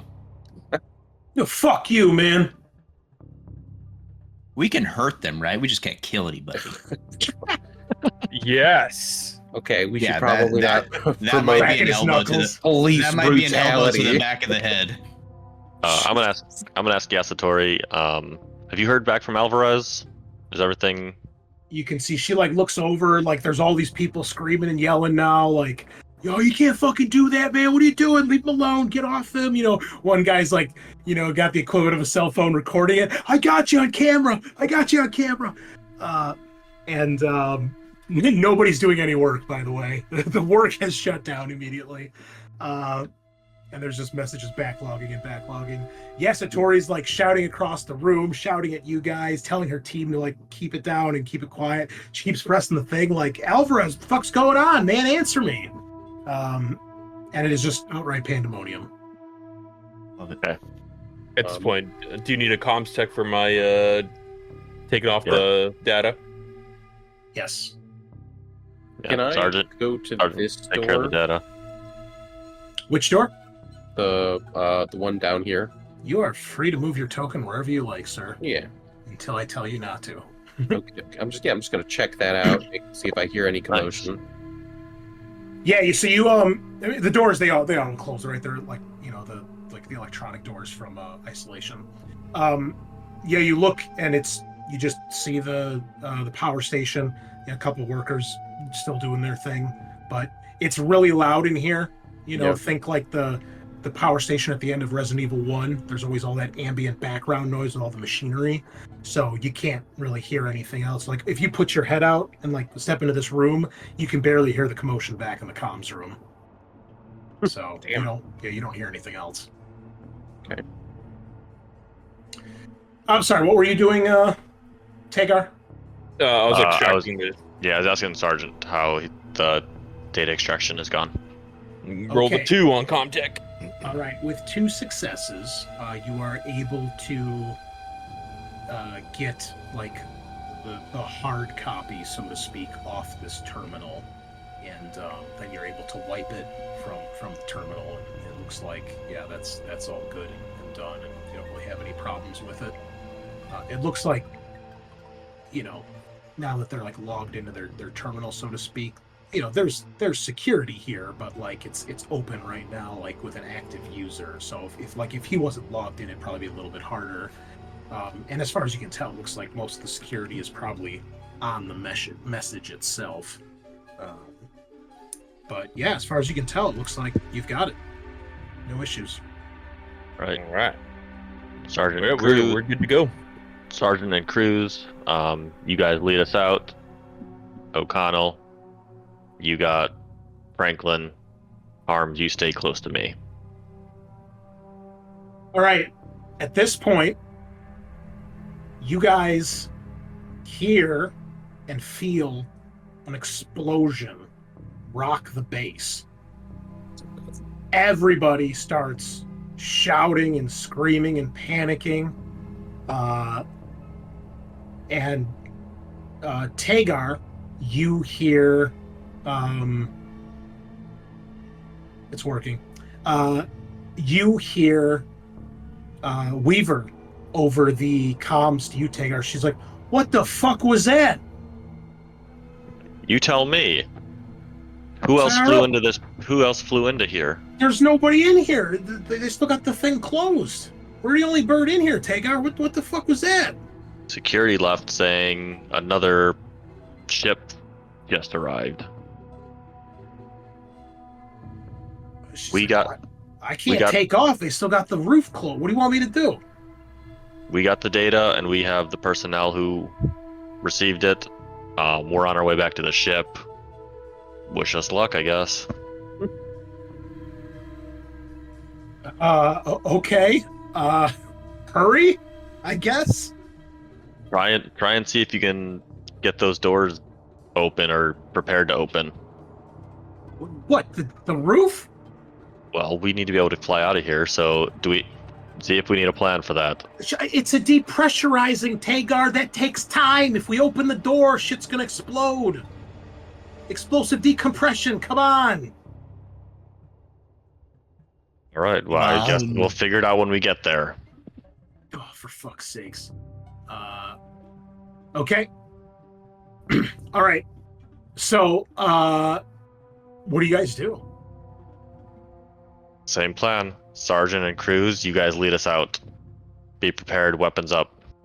Yep. You got it. I'm ready to go. O'Connell, keep him close. Yes, I'm gonna sir. turn to Franklin and be like, "Don't let me regret not handcuffing you because this has now become a more serious threat." He like still has his hands up, but he's like he seems to be going along with it. And then Okay. O'Connell, you've got the other guy. Yeah. Okay. I'm gonna pull out my my rifle with the grenade launcher attachment that has the slug rounds, the stun rounds in it. All right. So, you guys make your way through the power station. People are shouting and screaming. Some of them are streaming past you guys. You get out into the rotunda. Some of the lights flicker, and things. You don't see anything else in here, but you see people shouting, running, like, what the fuck's going on? And you, by the time you guys get out here, you hear another explosion. Sounds like it comes from the west side of the base. Somewhere on this side of the base, which you can't tell exactly where. And, are you guys just, like, hauling ass? Hauling ass. Yep. All We right, need to you get the guys... civilians to the ship if we can. You guys get into the security office. You can see there's some like flashing lights on the in this area. There's obviously like an alarm going off. You hear a couple of the security guards shouting, and you see that Sebastian has come out. He's like yelling at Alvarez, like, what the fuck? What is going on, Alvarez? You get control of the situation. And he's like, he looks like lost for words. He's like, I think they took out the control tower. He's like, and like, there's some shit going down. And then he sees you, and he like, immediately Sebastian is like, it's you fucking assholes that did this. And he starts like berating you, Corporal, like, what? Like, that's not us. We were told another ship flew in here. Who else landed on this base? Alvarez, like, some way you team requested access. Asked for credentials, and then Then stuff explosion. started blowing up.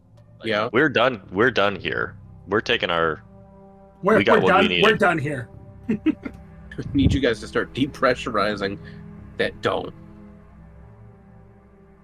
At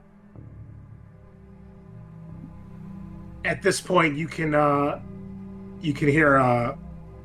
It looks like Alvarez is listening to something, and you see that Sebastian does too.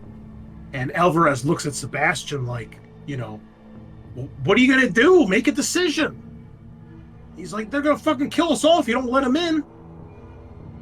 And you can see Sebastian like, it's your job to protect this place, so get to fucking work.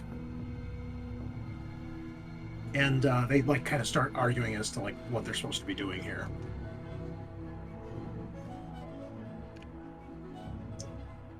Sarge, I mean, what are we supposed to do in the situation? It's a Wayu facility, but if Wayu commandos are coming in to kill everyone, kind of got to stop them, right? Well, I know what I would do, but you gotta ask the corporal here. Is now Great really the version. time to be saying that kind of shit, Schmidt? How far is it to the Sergeant. hangar, to the ship? From where you guys currently are, probably Yeah. about 200-300 yards. Okay. It's a long tunnel to get there. And where are the locked doors that they're trying to break in from? You don't know. You're not sure. Okay. You just heard the explosion. And as you guys are sitting here debating this, you hear another series of explosions. And the base shakes. And you hear you hear Weaver shout, "They just blew the fucking hangar doors!" And then you hear like static over her comms, and her comm starts getting scrambled. Okay, so now we can't go there, right? Well, you can still. There's still some atmosphere, so you can survive a little bit. So Yeah, we got our friend suits will be on. okay. We but- got our suits on, but they do. What are the civilians in that we have? Just worker uniforms, overalls. probably. Okay, can we take them out to the ship? Yeah, you can survive in this atmosphere for a short amount of time. It's very, very thin oxygen, like, you know, like Mount Everest level, thin level of oxygen. Like, don't be up there for like more than a couple minutes, otherwise you're probably gonna pass out or start getting woozy.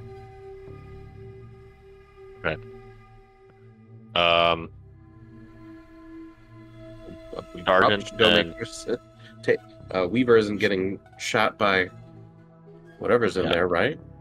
All right, Sergeant and Cruz, take the data, take the prisoners, take them to the ship. Okay. O'Connell, you stay with me, and I'm gonna turn to Alvarez and be like, "Where are they coming from?" It's like, Aye, aye. I don't know. They said open up, or they were gonna force their way in, and they just started attacking. I don't know where they're at.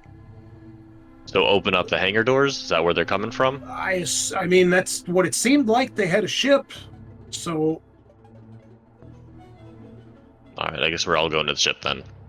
So this door's locked, and I can't open it. yeah, because it's a security door. They don't just leave it open nilly willy. Oh, So when you try it, it's like it's locked, you know.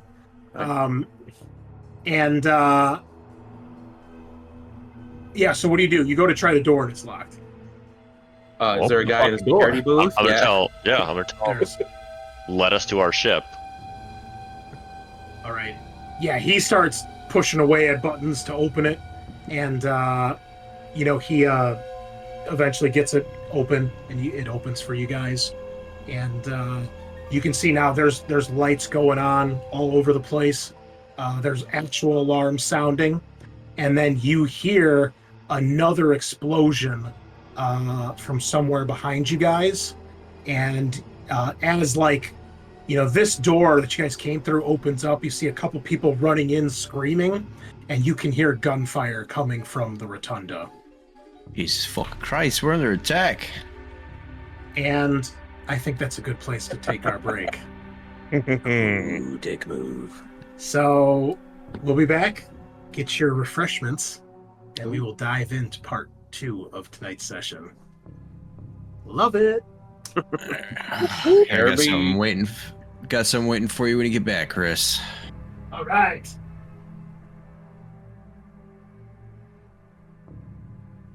All right, listeners, we're back. I've got real sugar Dr. Pepper in the bottle tonight. Ooh. Actually, this is my second Dr. Pepper. I'm really cheating tonight because I went to Nino's for dinner, and I accidentally bought the meal. And when I got there, they were like, "What did you want for the drink?" I was like, "Well, Dr. Pepper, obviously." And then when I stopped by Games Workshop today, there was like a little farmer's market outside, like in the parking lot. It's like right in downtown by the train station, right? I was like, "Oh, this smells like there's some good food. Maybe I'll grab some lunch." And they were mostly closing down, but I found a booth that was doing like roasted cashews and stuff, right? And I usually get those when I go to the Renaissance Fair, so I was like, I'll see what this guy's got, right? One young guy just hawking his wares. So I was like, yeah, man, I'm like, how much for bag? He's like, all right, man, now we're talking, He let me have a sample, and I'm like, all right, man, how much? And it was a little pricey. It was like $16 for like half a pound. But I was like, you know what? That's what I'd pay at the fucking Renaissance Fair, and whatever. I'm helping a local business, so sure. But anyway, so he's like, "Oh, we got a modest man. All right, half a bag," and he fills it up, and he rings the bell, and he shouts out, "We got half a nutsack here, folks." And then as he's shoveling it into the bag, here's the bag. I know it can't really see it, but in the bottom it says D's nuts. So it's like cashews, almonds, D's nuts. Oh man. Amazing marketing. So I Right. was like, yeah, it was worth the $16 just for the marketing. It was pretty funny. So it's called Nuts to Go. That's a little squirrel holding like a acorn or a nut. And above it, in arched letters, cursive letters, it says, "Sample these nuts." So there you go, folks. Nuts to Go at www.nutstogochicago.com. Man, if you we've wanna- peaked as a society. Yeah, support your local place there with these nuts. Uh, So, they're vanilla flavored. ooh. So you guys Vanilla. some white like, nuts. Oh yeah, they're good. Oh god, that reminds me of a place in Houston. They're literally their business name. They're an established, respected business. Real business. And they are called Burger Slut. Oh, we have a place over here called Egg What? Slut. Or is What? it Bun Slut? It's either Burger Slut or Bun Slut. One of the two. Damn. I mean, if you're gonna go that far, it might as well be bun slut, right? That's awesome. All right, Damn. we are back. There's some shit going down. I would need everyone, except for Schmidt. Please give me an observation test at -2. Ooh.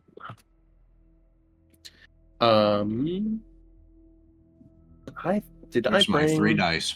I did bring a motion tracker, but right now that's not going to be useful with all the random motherfuckers running around. Damn. Damn. Wasted gear. Okay. This Nope. is true and fudge vegan ice cream. It's amazing. Nice. I'm going to push that because it seems So, a bad. whole lot of failures. Okay, I've got 2 successes. So, is this contested? No. Okay, So- so I'll Can I- I'll explain stuff, and then you tell me what you want to do with your stun. Okay.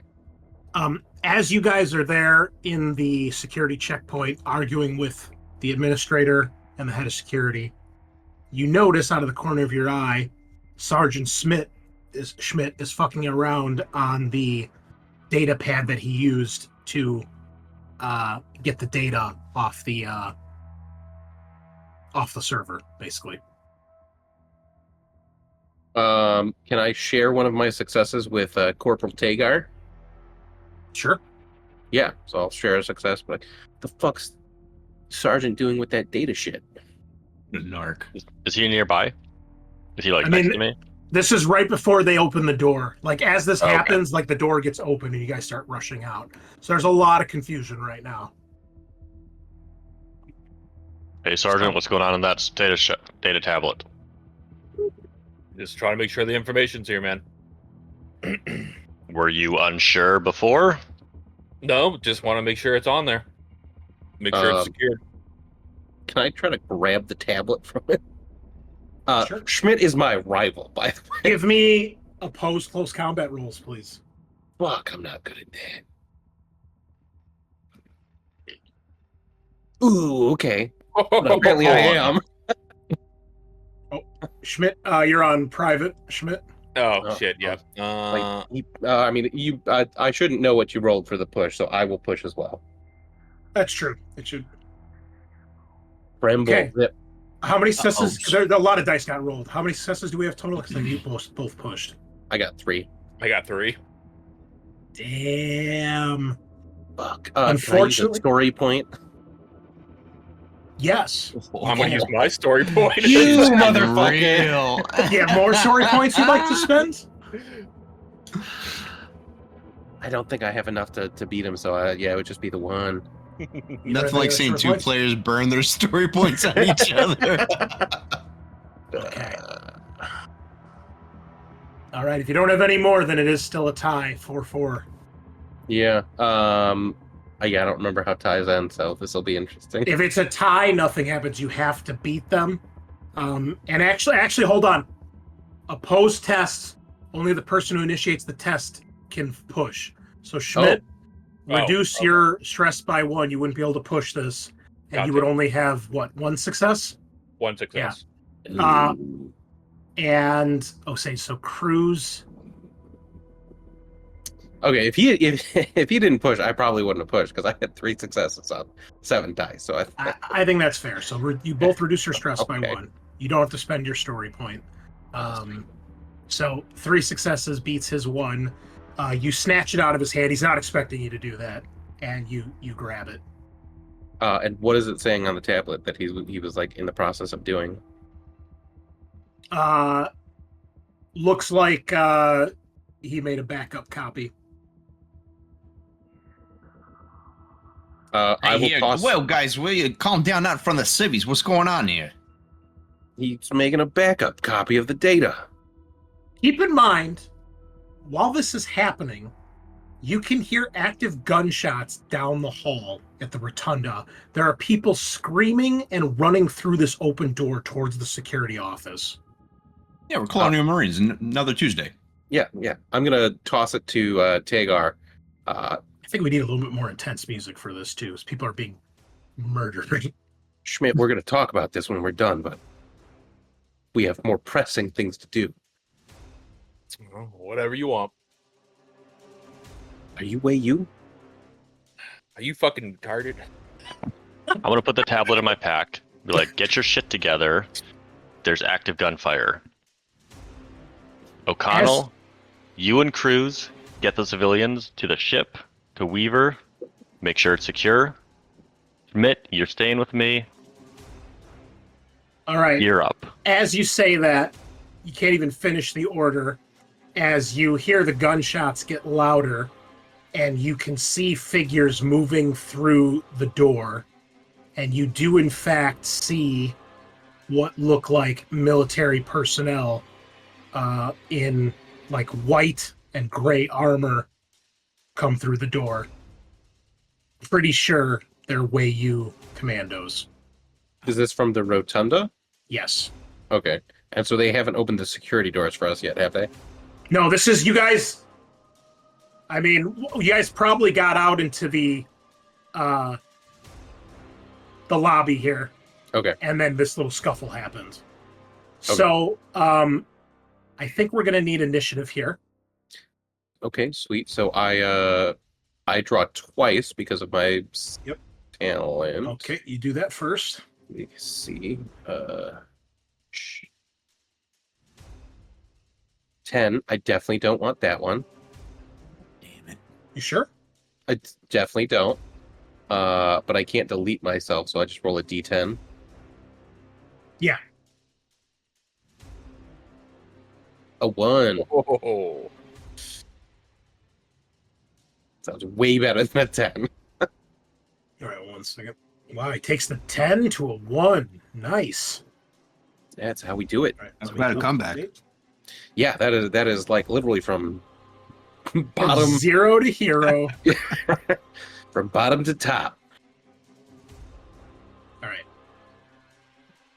And now we got to add them. I will just roll 1 die or 1 thing for the commandos here. I'm sure the first guy who dies is going to be the one that I put on the initiative track too, because that always happens. Jesus. 5. Okay, right in the middle. Okay. So what you guys see rounding the corner, clearly Weyland-Yutani commandos. Now these are not dog catchers, okay? I want to make a distinction here because a lot of times this term gets used interchangeably, but I don't think it should.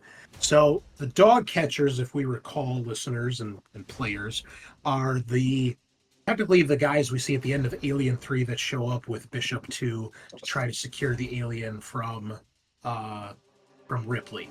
They've got those really distinct, bulky-looking suits, and in the RPG, those suits are called ape suits, some sort of environmental protection thing that is designed to try to contain the xenomorph. So it has acid-resistant qualities, stuff like that, and it's moderately armored. These guys that come through the door, they look like military. Like they are as armed and armored as you guys are. They're in full body armor. It's white with like black fatigues. You see they've all got rebreather masks on. And you can see the Weyland-Yutani logo on Actually, wait, hold on. Do they have the Wailing Tide logo? Hold on. Actually, Actually, no. Covert team, they wouldn't, right? They do not. But here's what they look like. Let me share the artwork. Hell yeah. Dog, that's so cool.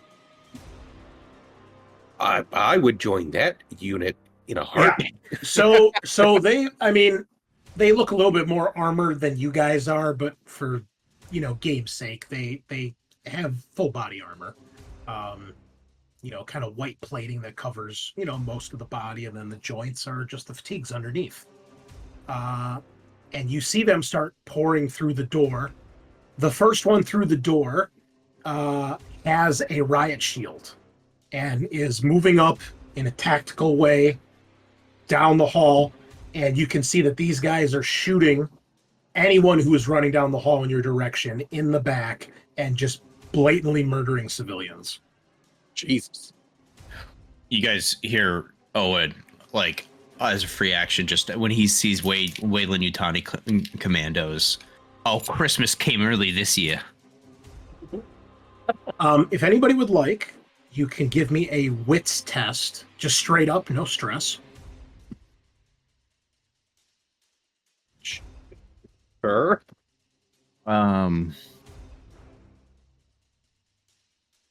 Ooh.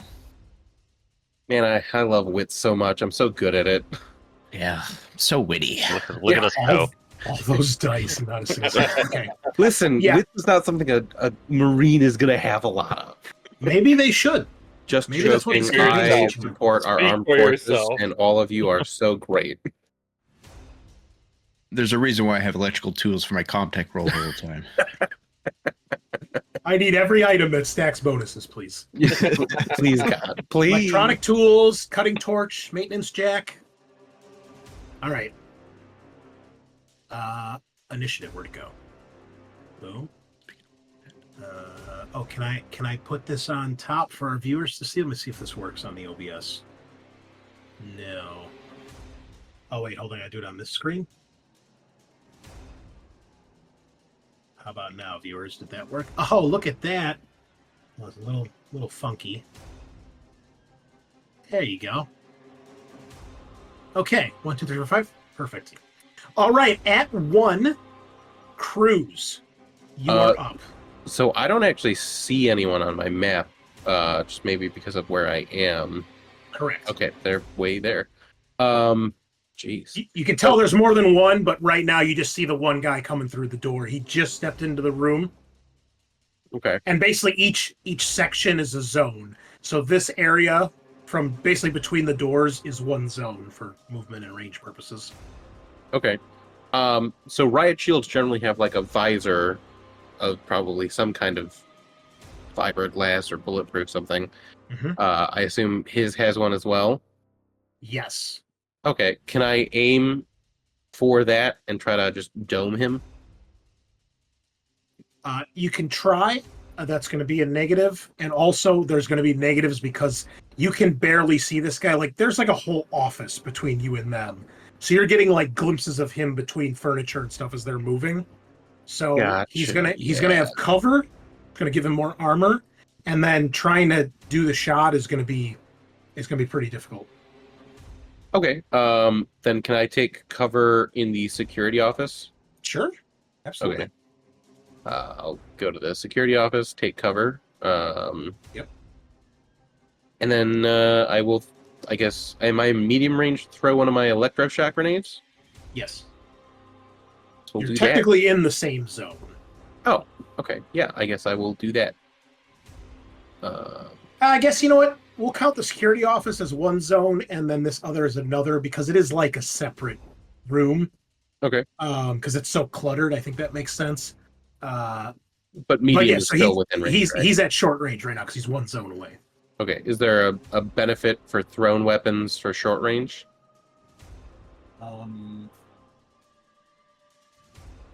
There's no benefit for range at all. It's only you get negatives if you're beyond short range. Oh, so that's good. Yeah, Okay. normally it's -1 for medium, 2 for long, and -3 for extreme. And then short range, there's just no negatives. Okay, then I will throw my grenade at him. Keeping it together, but one success. All right. What does he have to do now? Is it a stamina test, if I recall? Yeah, but I don't remember how explosions work. So, when deployed, they propel themselves about 3 feet off the ground before releasing a mega voltage electric pulse. The usual non-lethal shock is still strong enough to freeze a person's central nervous system. Good for crowd control. All humans in the target zone must make a hard stamina roll, -2, or be stunned for 1 round. I'll leave their rolls open here. You said -2? Correct.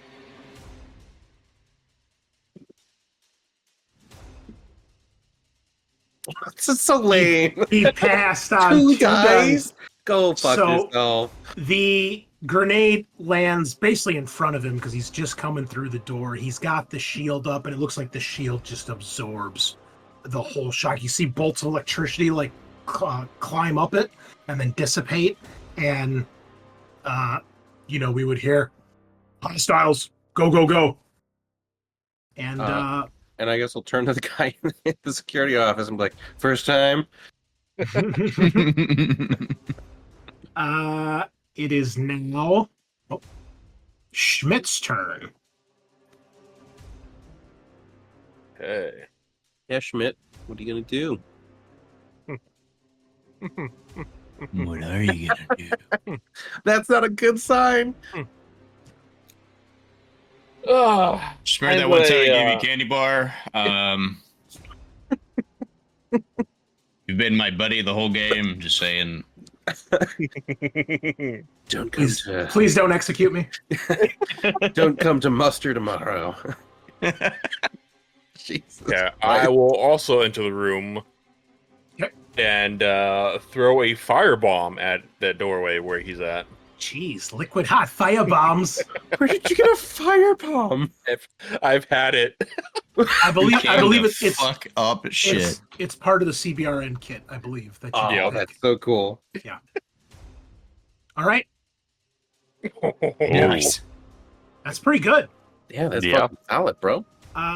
Let's see if this guy has Tagar levels of armor. I hope not. 12 damage. Scorched earth, literally. It's because it's a fire weapon, so it's like Oh, so that's the burn damage? yeah, so it does hold on. Hold on, wait. Is that the QTC? Like we used to blow up Yes. the ship? Yes, it's an intensity 12 fire, and then you've got 2 extra successes, so it's 14. So roll 14 dice, and that'll determine how much damage it does. Let's see. 14d6, right? Correct. What if you just rolled 14 sixes? Just, like a 1 in 1 billion shit. I don't think I would even roll for this guy's armor at that point. I think we could safely say he's dead. Oh, well, I totally One missed six. that. That's 1. Nice. That's 1 success. Just So do just that roll 13 13 more. more times. That's okay. So that's a total of 12.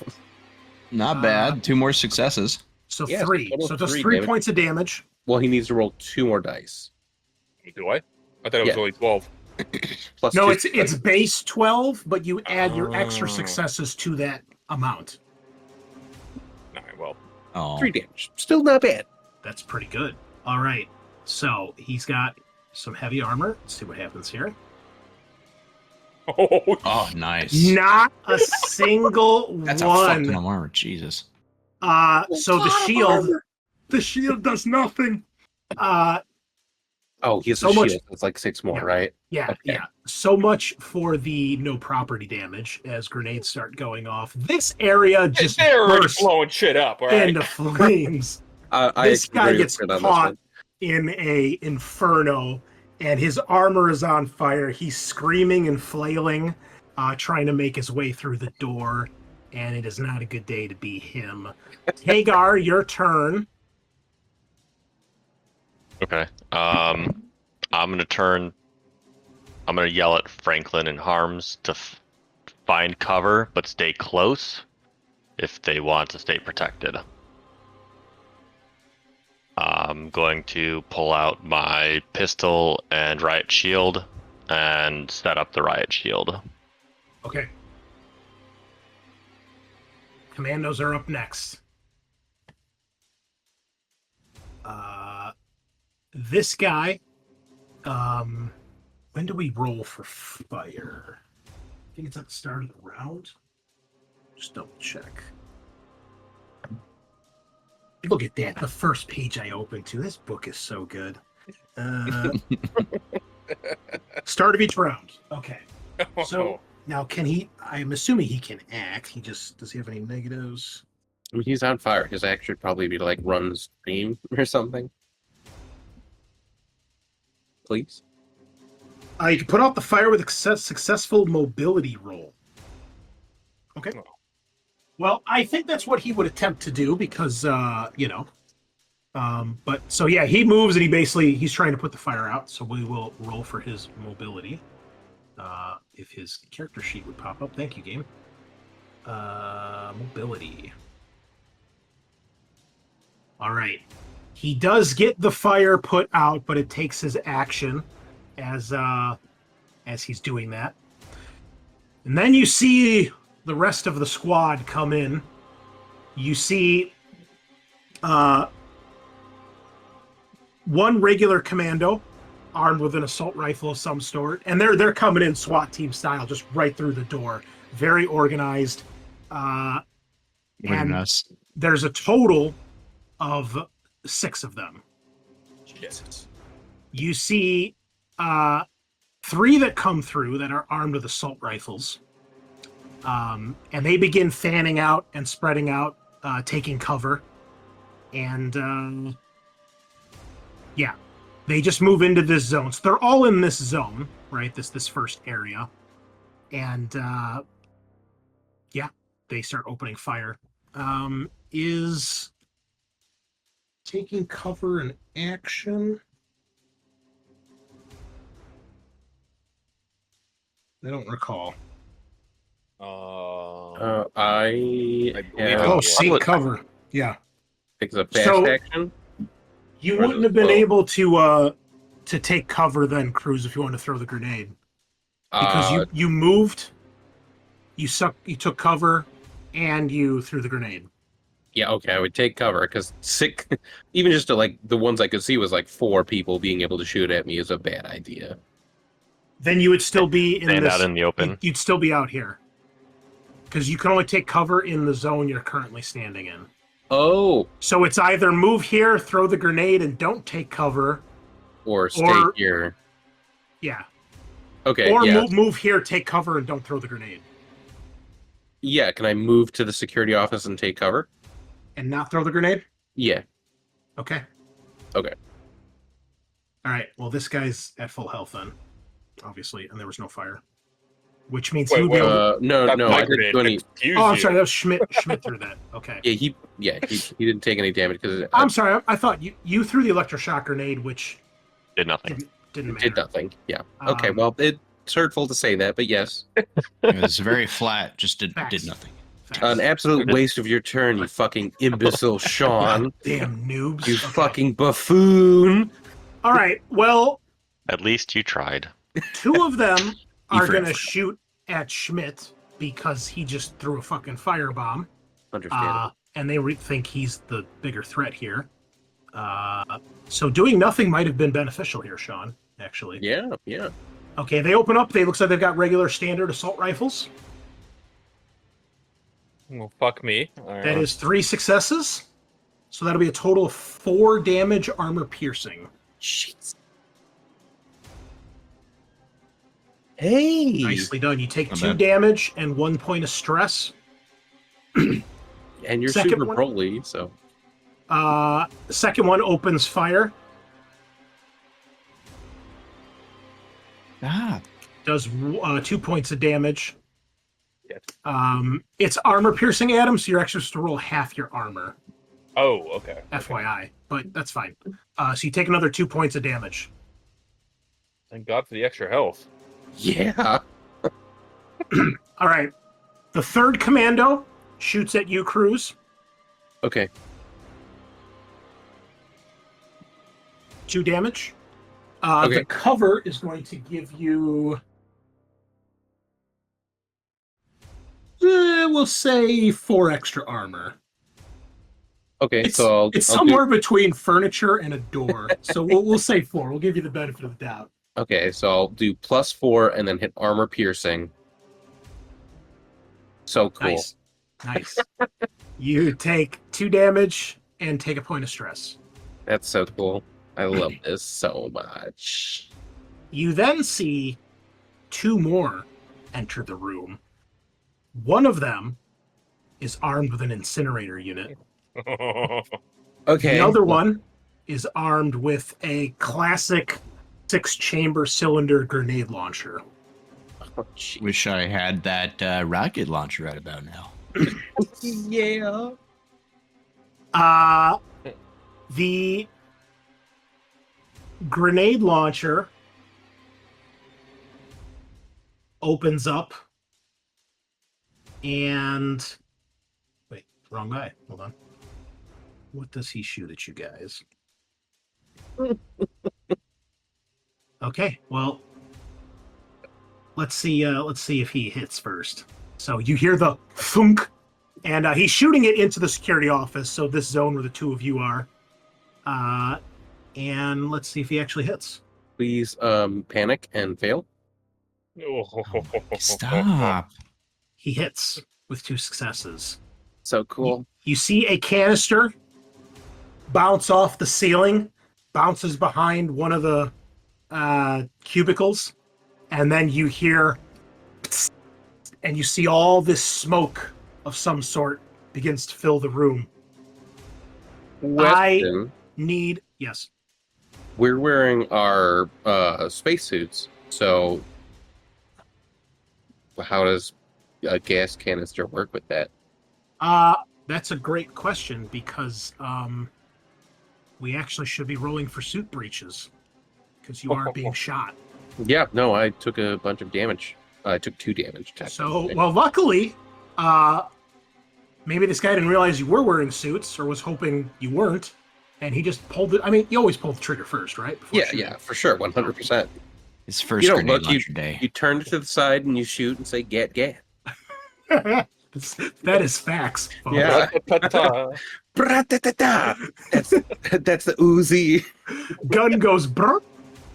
Okay. All right. So this is for those of you following along at home, page 93 of Building Better Worlds, compression suit breaches. You will. Let's see. Okay, if you're wearing a compression suit and you take damage, roll for the suit's armor again.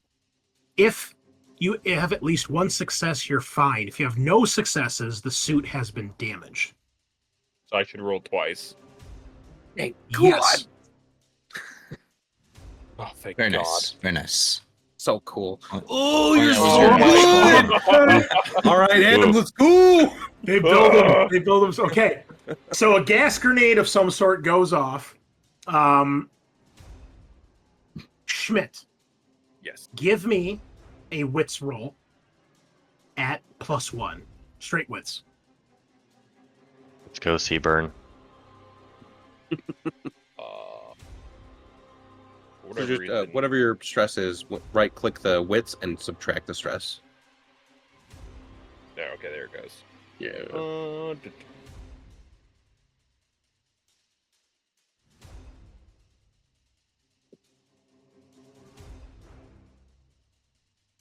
You recognize what this is.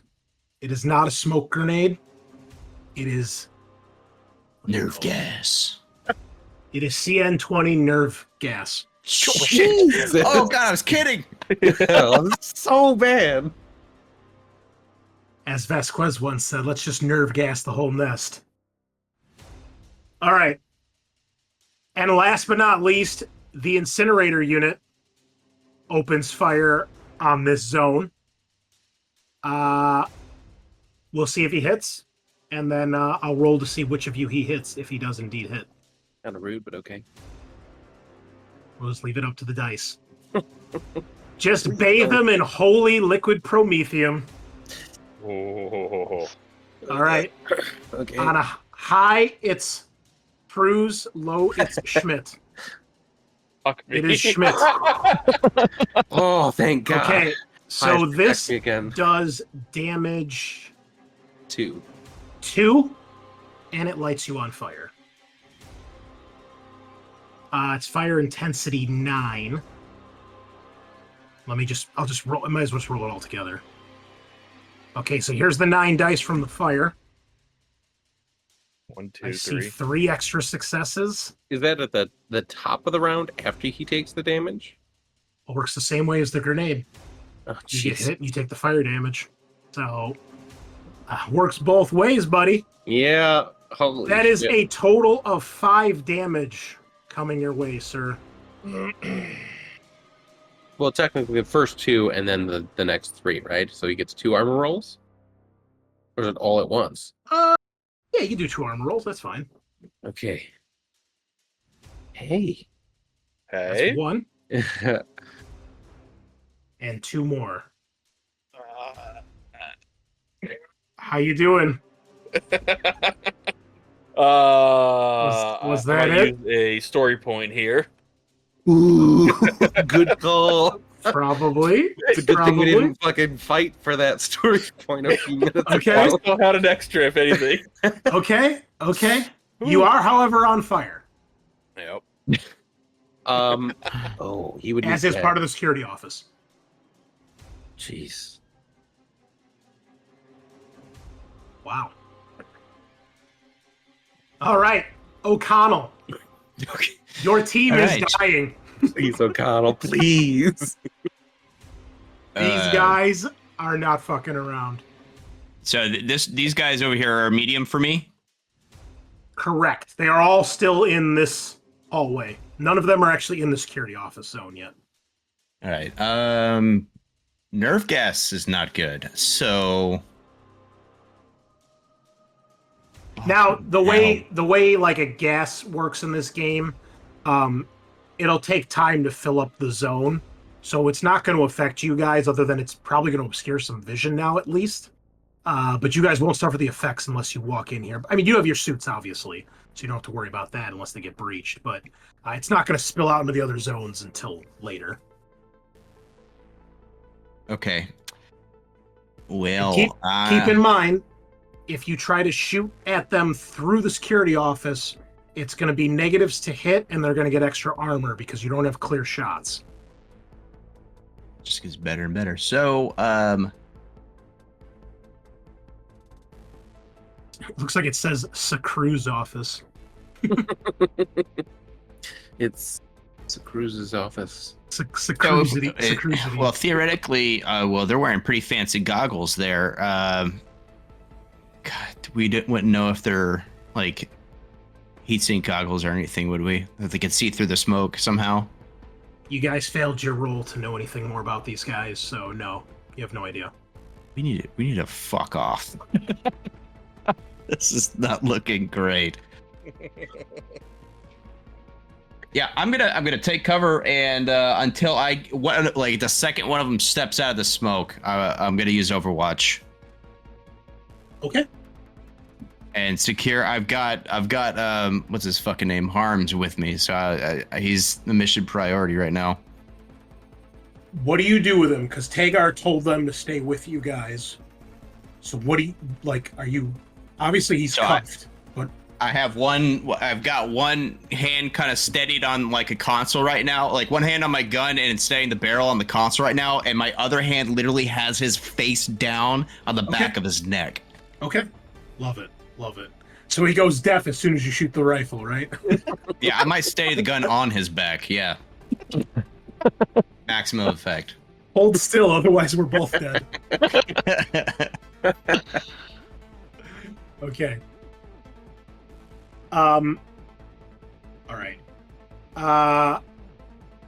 And I'll use a free action too. I need orders. Help. Okay. O'Connell, this guy is trying to break free. You can let him break free, or you'll have to do an opposed test to keep him in place.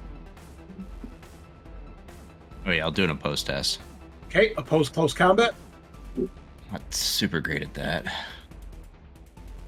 You beat him. He's not going anywhere. And I think we're at the top of the round. At the top of the round, a couple things happen. Oh shit. Tagar, you hear over the comms, Weaver and Herschel. Tagar, they just fucking blew a hole in the roof and they just landed. It looks like Wei-Yu commandos or some shit. And then you, like, this is all staticky. You can hear gunfire in the background. You hear Herschel say something, and it's clear that there is some shit going down in the hangar. Second thing that happens is the fire damage from the weapons. So Schmidt, that guy put the fire out, so he's no longer burning. However, you are still on fire, and it was, I believe, intensity 9 from the incinerator. Yeah, I think so. And fire grows in intensity by 1 every turn. Oh my But he God. did pass on one of the intensity dice. That doesn't matter. It's not like that's just how it works. You have to get rid of. Oh, you have to All actually the- take the action to get rid of it. If the it hold on, let me give you the correct wording here. Where the Yeah, wording I goes. don't actually remember. So we if haven't it doesn't do any damage, then it just burns It out. doesn't Or do I any something. believe damage. so. Yeah, I think it's like Halves. the acid. Okay. Yeah, No, acid halves. All right. acid halves. Okay. We don't When exposed think to so. fire, roll a number of base dice equal to the intensity. For every success rolled, you suffer 1 point of damage. Armor can be used as normal. If you take damage, you catch fire and continue to burn and suffer another attack at the start of each round. The intensity increases by 1 each round. As soon as the fire inflicts no damage, it goes out. You or a friend at engage rage can put out a fire with a successful mobility roll, counting as a slow action. If you are broken by fire damage or suffer fire damage when already broken, you must make a death roll every round until you die or you are saved by a medical aid roll, or obviously if the fire gets put out. So, it is intensity 10, and it does no damage, you lucky bastard. Oh my We needed that. Smoldering. The security office is covered in nerve gas. It's on fire. Top of the round, Cruz. Alien Can I gave use- us an alien Line, ticket. line it Can I up use for a- his next Purple Heart. Can I use a story point to jump to the top of the initiative? Ooh. You cannot, unfortunately. Oh. You have Okay. to use the stunt on a close. There's a stunt in close combat and range combat to switch initiative order with an enemy. If we both use story points, can we switch initiatives? I'll allow that. Sure. Yeah. Eric, I trust you. I think this is going to be cool, so I'm good with it. All right. Remember, just in case you guys forgot, our house rule, you can also use story points to reduce a point of stress. Ooh. Okay. Okay. I'm going to move through the door, leaving like enough room for my team to get around behind me and my shield. Okay. Yell to Cruz and Schmidt to fall back. Weaver needs our help. And let Right. Weaver know that we're on our way. Okay. So let's just put you in front just to represent that you are actively trying to get in front of everybody. Let's move this out of the way. Okay. All right. So you move in. You still have a fast action. Fast action. Let me Or a see. slow action. I'm sorry. You did A slow you action? used a fast action to move into the zone. We'll assume you put You yourself could between shoot the a team. gun, throw a weapon. Can I first throw- aid. Can I throw one of the shock grenades? Sure. Why not? More grenades. Grenades are the benefit of close quarters. I know what all these commandos are going to do on their turn. You simultaneously hear 6 pins pulled from grenades. How's it feel? This is really bad. This is what it feels like. Yeah, man, throw that grenade. Ranged attack. Yeah, just click the grenade on your character sheet. You should add all your shit up. You have any? Yeah, I was looking. What kind of grenade are they? Electroshock grenade, I believe is what they're called. A G2 electroshock. Okay, I don't have any of those. Ooh. It's on my character sheet. I know we both took them. Yeah, I thought so too. Sure, I you took did. all of them. Mhm. I mean, let's just copy them over. Yeah. Okay. You pass me one as I run past you. Yeah, No, yeah, for sure. I think you guys said you took it. That's fine. You can have one. If you go to search items, weapons, and explosives, it's the second one from the top. Next time you don't have an item, you don't have an item. Just saying. I think that's fair. I don't care what the record says.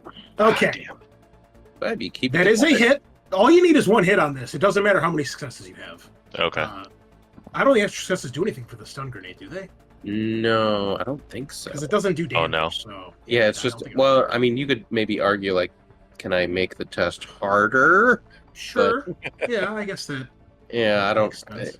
It's a ranged attack, so I guess what are the stunts for ranged attacks?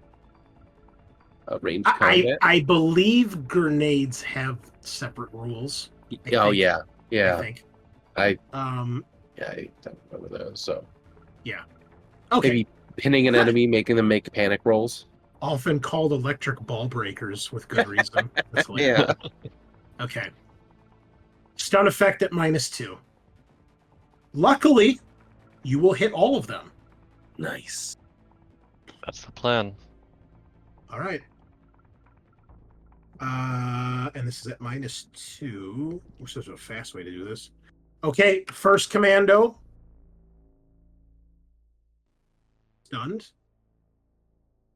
Oh, this is going to take forever. Needs to be a better way, Foundry. Second commando. Ooh, he almost had it. Third commando. Okay, so one of the assault rifle guys is okay. Okay. This is probably the important one. The incinerator.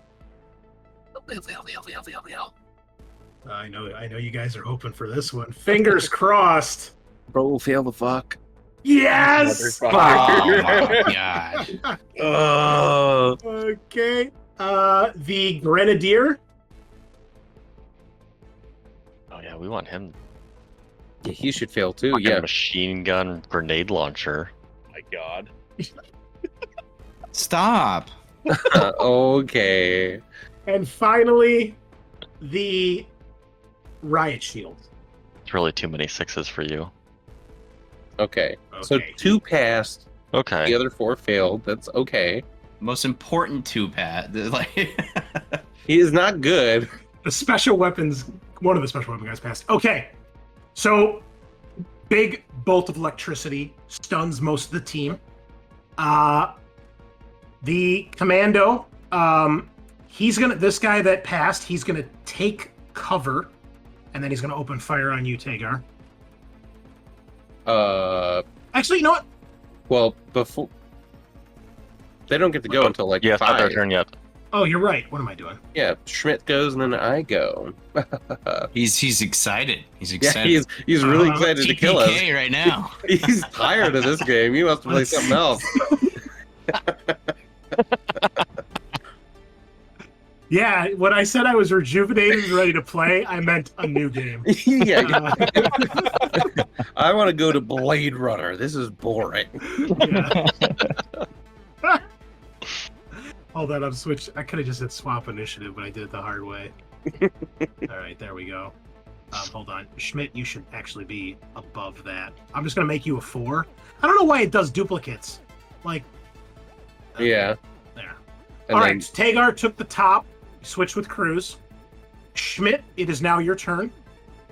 I'm gonna attempt to put out the fire. Give me a mobility roll, please.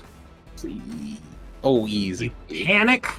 Whoa, almost though with a 6. Okay, you are good. That is a slow action. You still have a fast action.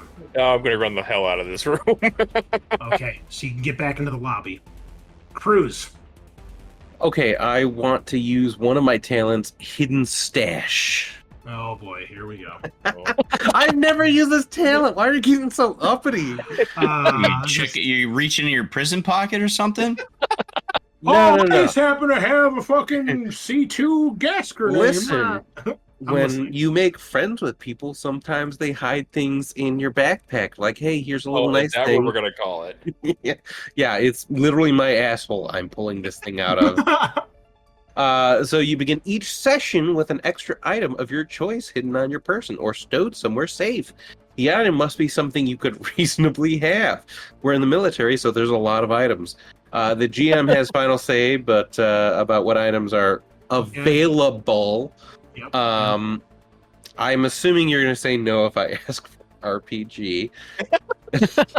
I'm not even going to dignify that with an answer. Oh, yeah, I fucking knew it. But, a grenade can fit in really easily. So, I was thinking like, fucking Armat Type 4 Assault Breaching Charge. A breaching charge? Yeah. Because I told him we were going into like a Wei-Yu base, and like, O'Connell's always telling me you shouldn't trust Wei-Yu. So like, what if they arm up and try to stop us from getting into like their security system? We have to be able to breach it. Obviously, we're bringing non-lethal weapons, but I don't know what's going to happen. So, Man makes a good case. That's what I'm saying. That's what I'm saying. Sure. Chris is breaching charge. Such a salty sure. I guess. All right, great.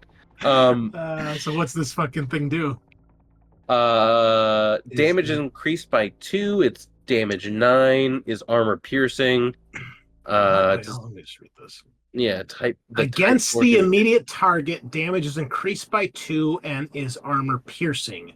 A focused adhesive charge designed to breach a door or wall. The Type 4 can be detonated by timer or remote. The breaching charge has a blast power of 9.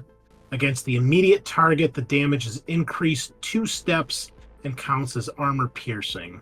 I think they just say that twice. Yeah, I don't really know what the last sentence means.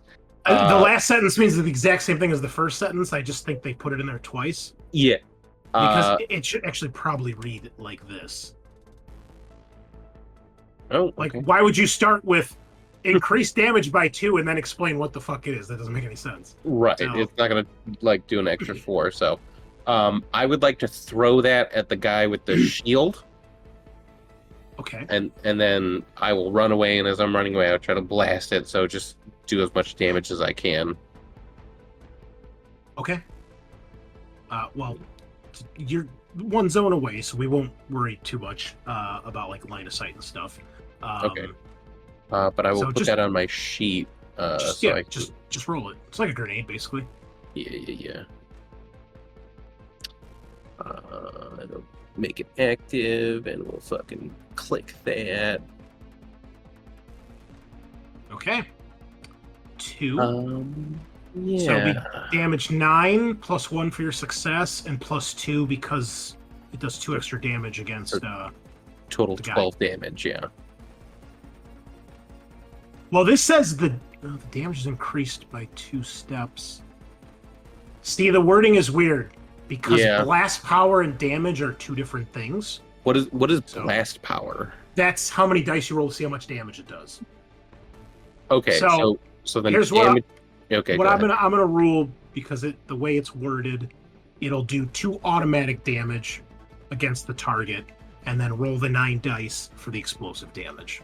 Okay. And this is a ranged attack. Yes. And I got 1 extra success, so I can. You can use that to increase the blast power by 1 because it counts as a grenade. So you can roll 10 dice for damage instead of 9. Can I use my success to make it pin my enemies, so they make an immediate panic roll. Sure. Yeah, we'll do that. Okay. Well, roll damage first, because you never know. Okay, it's 11 damage. It's 9. 9 blast. Roll your 9 dice for the blast power, Okay, and that will add to the 2 damage that it's automatically doing. gotcha. A lot of 5s. Yahtzee there. 1/6. 1/6. Okay, so total of 3 damage, armor piercing. Yeah. All right. Armor piercing. Yeah. Can I use my story point to increase the damage by 1? Sure. Yeah. So 4 damage then. Okay. Well, good choice. That means I don't have to make a panic test because he's fucking dead. Oh, That's why you do the damage first. Yeah. One less dice roll. So this guy, you somehow, between the fire, the nerve gas, the gunshots, all the furniture, and like 5 other guys, you like throw this breaching charge somehow. It sticks right to his shield, and then oh shit, goes off in his face.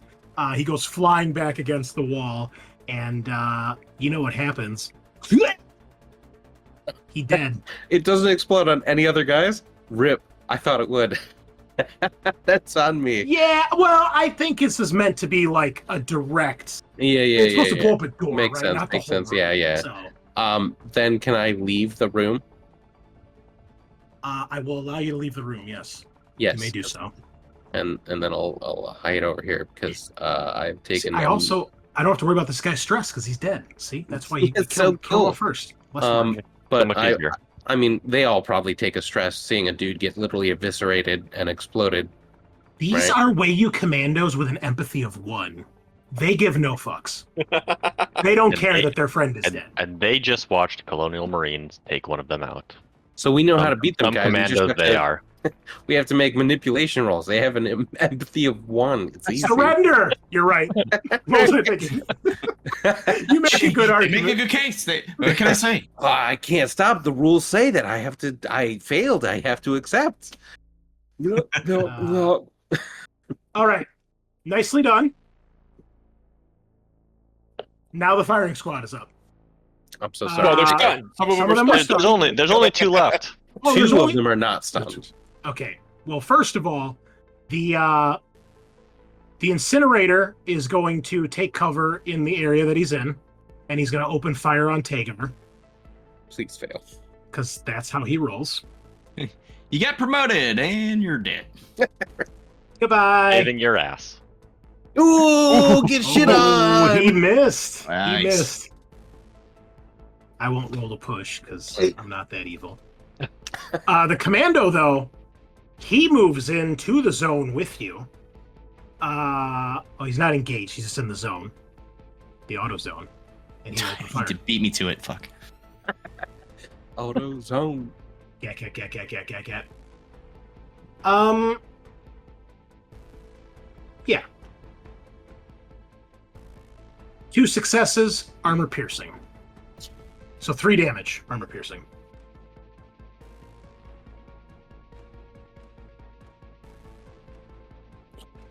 You're so One- cool. You take 1 damage, 1 point of stress. The other guys are all stunned. O'Connell, your turn. We're falling back, right? It looks like. So, I would like to first drop my rifle, leave it on the strap, and You knock the Take guy out this- 'cause it falls on his head. take this guy's left arm and cuff it on my right arm. Okay, So we're cuffed together. you do that. And I fuck off.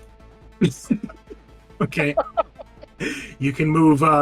You have to. You basically, it's this big ass door, so that you have to open. So we'll say your Okay. turn is opening the door and cuffing this guy.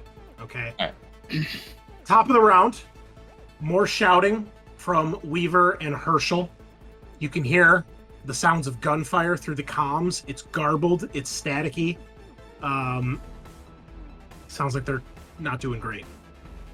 What do you do, Tagar? Top of the round. Can I back out of the room? Yes. Can I lock this door? It's an Do we have- electronic locking device. So probably not, unless... And you have to be in the security booth to activate it. Okay.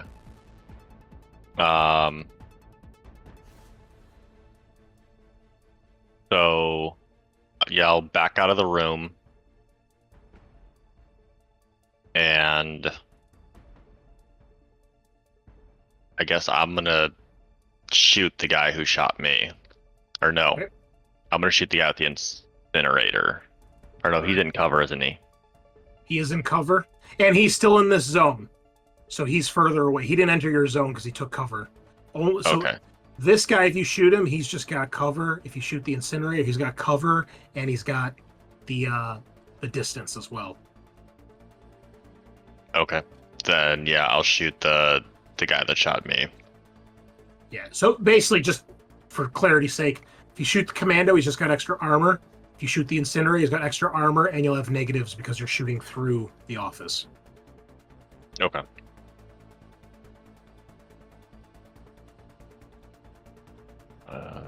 I have my shield, so pistol. I'm gonna push that. Are you now? Whoa! You're so I am. cool. Too bad it's just a pistol. That's still pretty I awesome. know. How much damage? Well, you tell me. What do you do with all your successes? We got 5? Oh, is it? 4. 4 successes. It's pretty good. Yeah. Yeah, I Make a guess. panic roll. Yeah, Drop I'll a use one to do weapon. I'll do one to. I want to do a panic roll, I guess, and do the other 3 damage. Will a panic roll affect the rest of his squad, or just him individually? Depends what he rolls. He rolls, yeah. But no, you wouldn't make them all take panic rolls. They're all individual Oh, okay. targets. Yeah. Nah, You I'll need just to roll at 12. I'll just put it to damage. Okay. All right, so that is a total of 4 damage. Not armor piercing. But he does not have a shield. So he just got his base 6 armor. Fuck yeah. Did you just kill a guy? Tagar, are you sure your last name isn't Rambo? Because you shoot this guy chest, throat, forehead. Ugh. Fucking dead. Instantly. And they say something like from Half-Life, man down, or whatever the fuck they say. And those fucking SWAT team guys show up. So cool. Okay. Wow. Build a hammer drill You through are the chest, one of the head. Jesus. so cool. If only Weaver was here to see this. We're recording it, so I'll send it to her separately. Yeah, her friendship meter is getting more filled as this goes on. Friendship? Okay. Yeah. It's Fable now. That's, Yeah. that's what we're calling. There's different levels, right? You got to It's go the from like affection friendship meter, affection. Chris. Yeah, I don't know. I don't. This is a social game now. social. Always Tagar's has been. affection meter, yeah, 100%. All right. Astronaut standing behind you. Schmidt, what do you do? I'm gonna use my medkit on myself. Actively bleeding everywhere. All right. Go ahead. It is minus. I think it's -1 to med yourself. But But that you get med kit, I +2 think, is bonus. +2, yeah. So it's just a -1 then, right? Plus no, +1. Got it. That is 0 successes. Would you You like can to always push? push. Gonna Yeah. fucking Dark push deal. the shit out of that. Ooh, easy. All right, you get Very 2 nice, health very nice. back.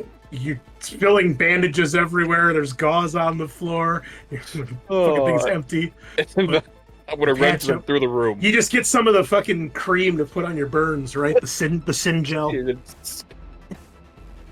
Cruz, the retreat is in full order.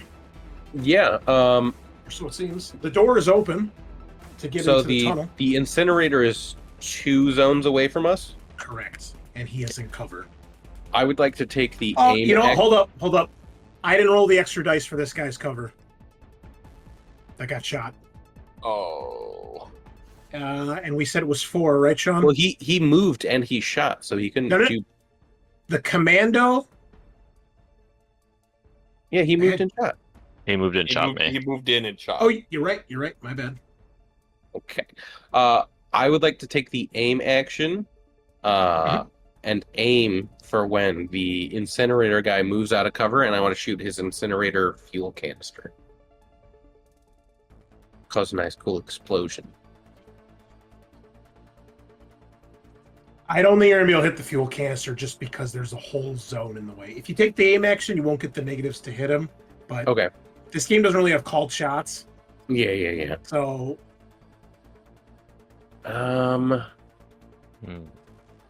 Okay. Then I will throw my. I would say for something like that would probably be a stunt on your damage. Okay. I think that makes more sense the way this system works. Then I'll throw an electroshock grenade towards the incinerator guy. Okay. That's going to be -2 because you're trying to throw it through the security office. Ugh. Okay, I can't do that because my strength is dog shit. So, all right, I will move and I will take. Okay, not letting me move. All right, I will move and I will take the Overwatch action to try to shoot someone when they will run out of cover. I guess. Where are you moving? Because you're still in the same zone. Oh, I guess towards Ogata because that's a separate zone. It's just this and this. Just Okay. 2 zones. The doorway isn't a 3rd zone. So O'Connell is in the same. He's in the security checkpoint. You're in the security checkpoint right now, so you can move into the tunnel if you'd like. I'll stay in the same zone as Tagar. I'll just take the aim action and Overwatch. Gotcha. Okay. Sounds good. Yeah. Commandos. They are no longer stunned, so they are going to move in. You can shoot whichever one you want with your Overwatch. They're all moving into the security office zone. I guess I'll shoot the Grenadier. Good choice. Spread them out so we can actually read their names. Oh, what the Holy fuck? Damn. That is 2 panics. You Yeah, can keep and it what's together, the- though. All right. And I'll use my story. Did I use I my think story point We last used time? 2 of them. Yeah, you've Yeah. used two. One to then switch we're- rolls, and Then we're then done. Yeah, then we're done. Just 1 success. God, that's so upsetting. 2 panics. And who'd you get? The Grenadier. Grenadier. It is armor piercing, though. All right.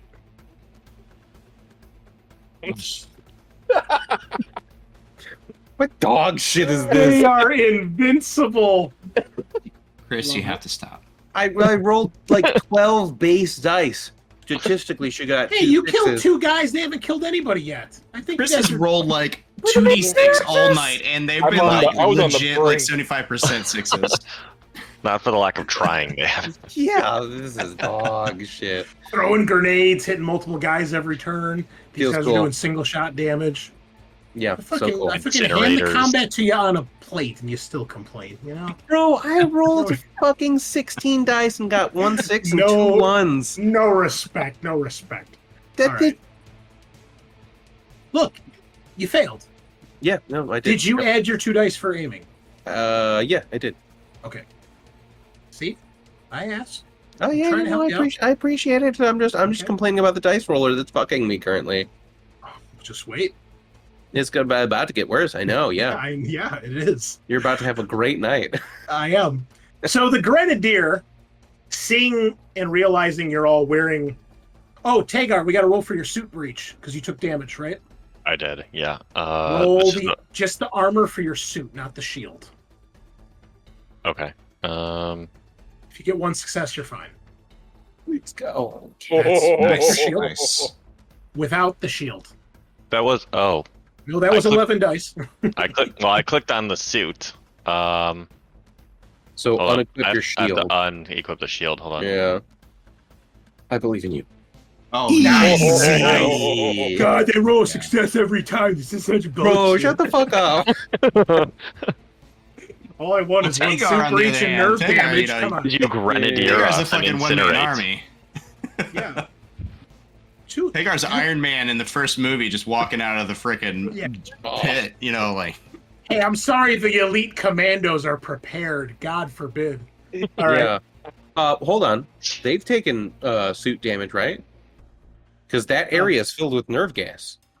The dead ones have. These other guys are all at full health. They've only been shocked, so Yeah. God, You've damaged two of them so much they are no longer worry. living. We'll get him. We'll get him sometime, Sean. Don't Yeah, worry. someday. Okay, listen. You want me to roll for their suit breaches just to feel better? Yeah. All right. The shield guy, his Pass suit it. didn't breach. Fuck him. The other dead guy that's actually in the nerve gas, he also didn't breach.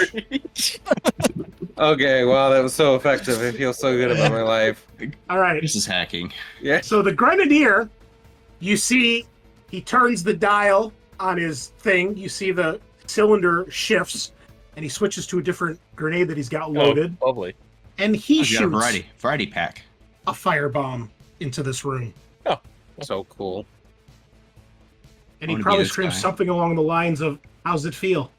Can I get a panic from He him? had an empathy of 1. Yeah. It's a little too flavorful for a 1 empathy. Oh. Fuck you. Okay. He hits. Cool. So it's going to do 13 dice. And this does hit the zone. So, sucks. Sucks to suck. Oh my lord. We have 3 successes. I need all 3 of you to roll armor, please. As the security checkpoint bursts into flames. I am down.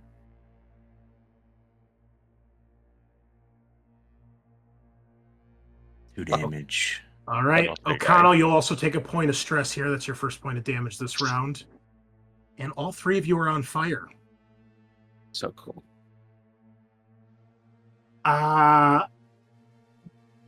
The incinerator probably going to open up on Tagar because he's the closest one.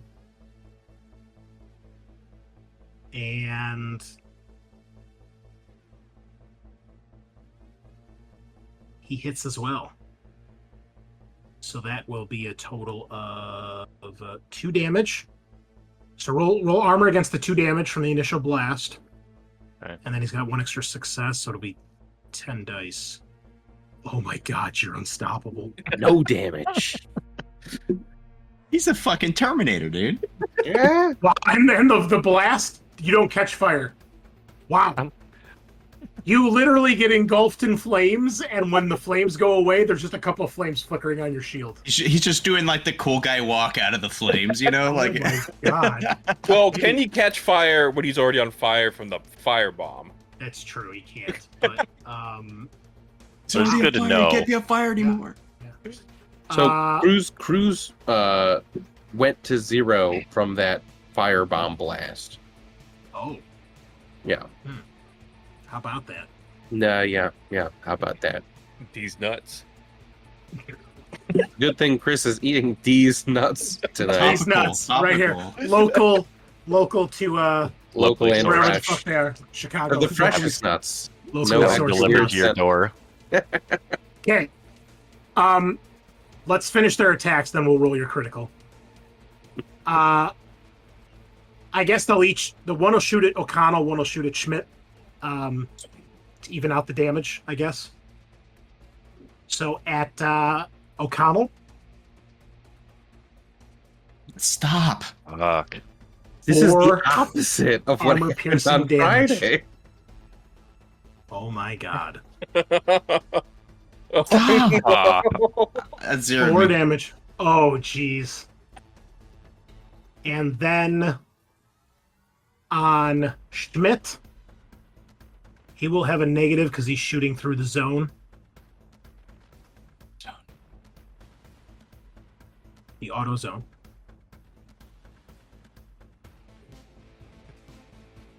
Three damage.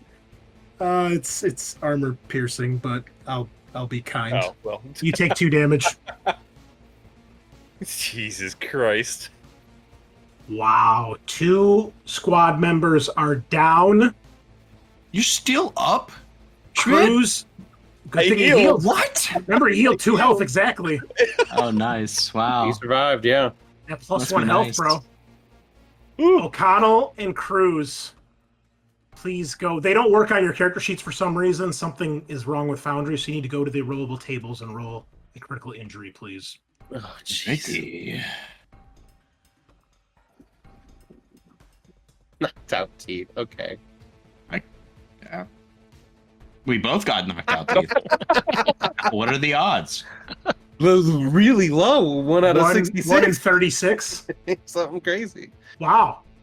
Okay. 5 days to heal your teeth back. What happens? Only what only happens 2 if, to heal for me. what happens if I roll? Will I also get knocked out teeth?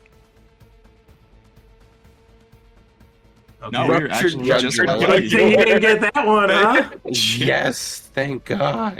You guys wouldn't be able to hear my awesome jokes all the time. Oh, they'll just That- be a little weird. That was the real loss that night.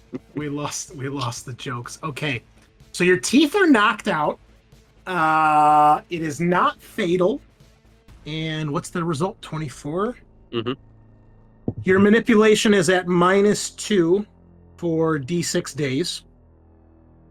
But then people get used to seeing you without teeth. And eventually you probably get fake ones. Some nice veneers. However, you are both on fire. So cool. Go out in the Top other of the room. round. How do we Tagar. drag that to our did character O'Connell sheet? go? He can't. Well, he's down right now. He's broken. All he can do is crawl. What about this guy that's Okay. handcuffed to me? Oh yeah. Oh, that's Um, great. Oh, he's just dead at this point. He's just on I- fire, burnt I- to a crisp. I mean, he doesn't have 5 health and 6 armor. I think it's safe to assume Harms has suffered fatal harm and is dead. And where's Franklin in this? He probably would be running through the hall. I totally forgot he was there, to be honest. He followed Schmidt out. Sure. Okay. Okay. Top of the round. I'm sorry. O'Connell, you can crawl, so you can at least get out of the zone where there's fire. You'll Get still out of be the on auto zone. fire, but you won't keep taking fire damage from the zone. That's all you can do. Top of the round. Tagar. There is a voice that chimes into your comms. It is not Weaver. It is not Herschel. You hear a gruff voice of a man, and he says, "Corporal, I suggest you make your men stand down now, or your pilot is not going to live to see another day." You can hear Weaver shouting in the background.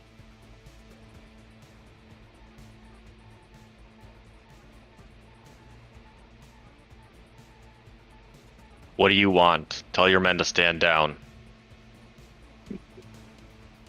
Same thing I asked the administrator. The message. You get one chance.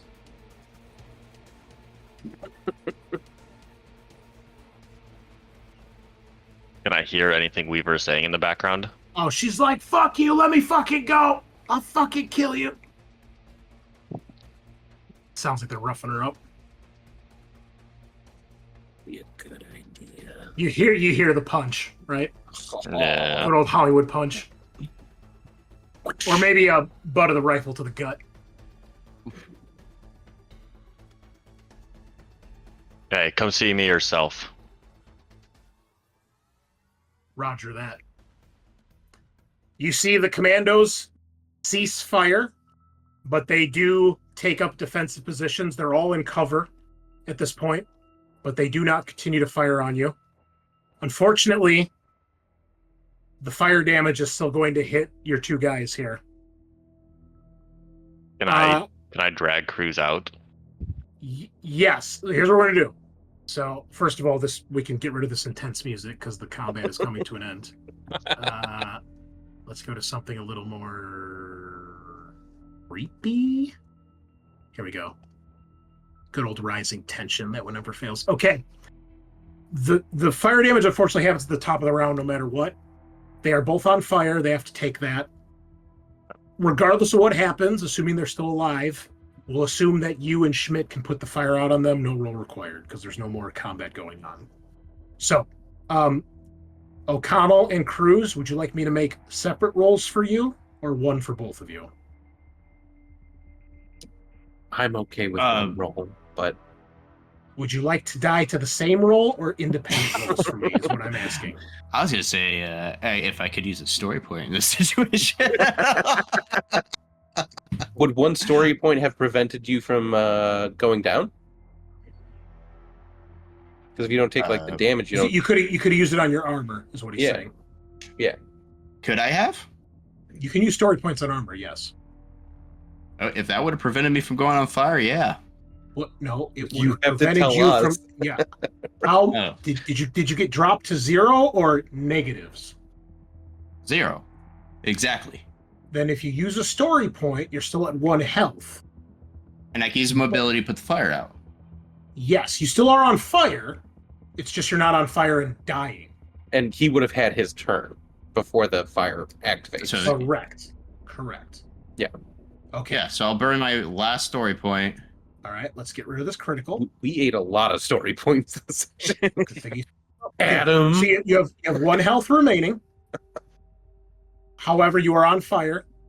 So take the mobility roll, please, on your turn, end of previous round.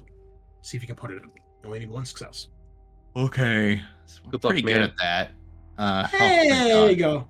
Can I use the extra one to put out Cruz? I was just going to suggest that because king! it's not very intense or climactic, but sure. I look up and I grab onto O'Connell's arm like, what a true buddy. Thank you, brother. I got you, Cruz. I got you. Wait, that's not how I sound. I got you, Cruz. That's your battle brother voice. I got you, brother. Brother. Burns. Okay. You get the fire out. Eventually, you see the door at the end of the tunnel opens up. You see several figures walking through. You see there is another squad of commandos. There's another 6, including one who his armor is slightly differently colored. You can tell this has got to be the commander. They have Weaver. They have Herschel. Herschel's just walking, right? They haven't really tried to bind him because they know he's a synth that could probably break out, but he's not allowed to harm humans, at least supposedly. That's how synths are supposed to work. So he is just walking along with them. They've got like 2 guys with guns on him, maybe 3. And then one of the guys, maybe 2 of the guys like dragging Weaver. And then you see this commander who he takes off his helmet. You see a man that he's got a little bit of like the Wolverine look. Like he's got like the really like kind of disheveled like mutton chops down into the beard. And otherwise, kind of unkempt hair from his helmet, very piercing blue eyes. You see he's got a nasty scar across the bridge of his nose where he obviously took some sort of slash or a knife or something like that. This is the man that you see. He's got his, his helmet under his arm. Excuse me. And you see on his armor, actually, I probably wouldn't have his name because he's like special ops. So it doesn't have a name on it. but he steps forward and he says, "Corporal." I'm gonna step up to him and be like, "What the hell was that? That's a station full of civilians that you just burned through." I'm well aware of that. Give me the data. How do you know about the data? This isn't a negotiation. Give me the data. I'm Or not she dies and negotiating. your whole squad dies. Your choice. I'm gonna pull out the tablet. How do you know about the data? Give me a manipulation test. You know I can't do those. You got enough stress to help, bro. You can do it. We believe That's in you. true. That's true. I want to see 5 Plus- successes. We'll see. This is more like, is the guy cocky enough to actually answer you and maybe give something away? What if I If go you- into oh overkill? god, what if you drop it? What if I overkill into this? That would be hilarious. That would be so bad. I believe you need to roll a 10 or higher on overkill, if I recall. That'd be That would be. amazing. We I just see that. like the veins in your neck. Just Brock Samson. This guy. Doom I- starts to I play. I break the tablet over his head.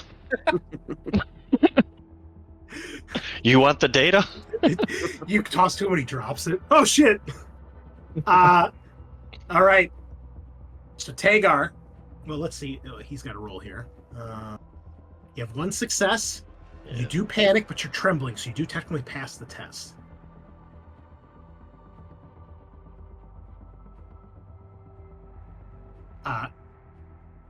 He looks as he reaches out. Your hand starts to shake a little bit because you're like, we're fucked if this goes wrong. You realize how bad of a situation this is. And he takes the tablet and he says, "We know everything, Corporal. Thanks."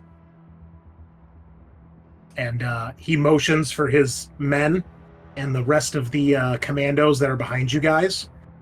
You see they grab the 2 dead guys, and they all start walking past you guys real slow, weapons on you as they do, and they join their buddies. They take the 2 dead guys with.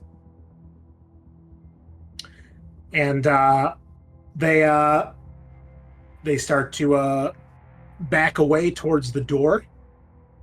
And when they get to the door, he releases Herschel, and then he releases Weaver.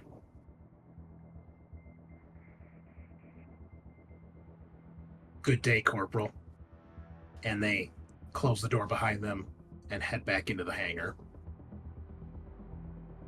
I thought that was gonna go real dark, like, oh, and he executes Weaver. Good.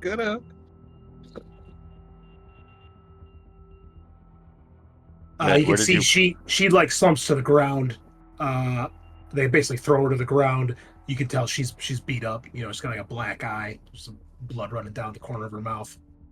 Herschel immediately tries to help her up. Okay, I'm gonna go check on them. Schmidt, check. Cruz. O'Connell, how you feeling? I've been better, so How you doing, Cruz? It's a fucking shit show. Weaver, how are you doing? really hot. You're not Weaver, by the way. Well, Schmidt asked me how I was doing, so I No. responded to No someone. one cares. No one cares. Okay, Schmidt cares. She spits. She says, "Sorry, Tagar's too many of them. They put a fucking charge on the back of the dropship, blew the door. I got a few shots off, but it's 6-on-1. Yeah, we got ambushed here too. Cruz isn't looking so good. None of my team is. And We might have finished off this squad, but not yours. she like slams her fist like on the ground. She's just like, "Fuck! What is going on here?" And you see Herschel helps her up, and you know she's holding her side. Herschel, how's the ship? Any damage? if your suits are fine, we should be okay. But they blew the back door with a charge. Cabin's not going to be pressurized. Is Franklin still here? I totally He was forgot in the about room him. with me. He was in the room with me, Um, or the hall, I should say. Yeah, he was with near Schmidt the last time we talked. okay. I don't like to go back after something this intense, but I totally forgot that he was there. When he asks for the data, he also asks for the prisoner.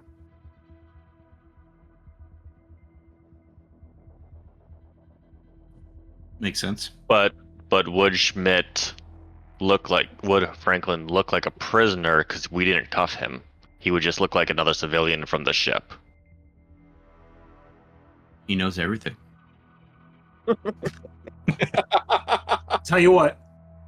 Because the prisoner's handcuffed and burnt to a crisp. That is true, but this guy was with you guys. We're going to leave this to a high or low decision to see what he thinks. Because they have strict orders on what they're supposed to be doing here. So I'll let you pick it, Tagar, high or low. You guys always fail me with high, so I'm going low. Here's I the succeeded high. tonight. Here's high on the first time. No, you failed. Right. No, you failed last time. I did. You're right. Oh, ha, 69 would have worked. Ah, We never God damn win those. we don't. So he says he comes with us, and he points to Franklin.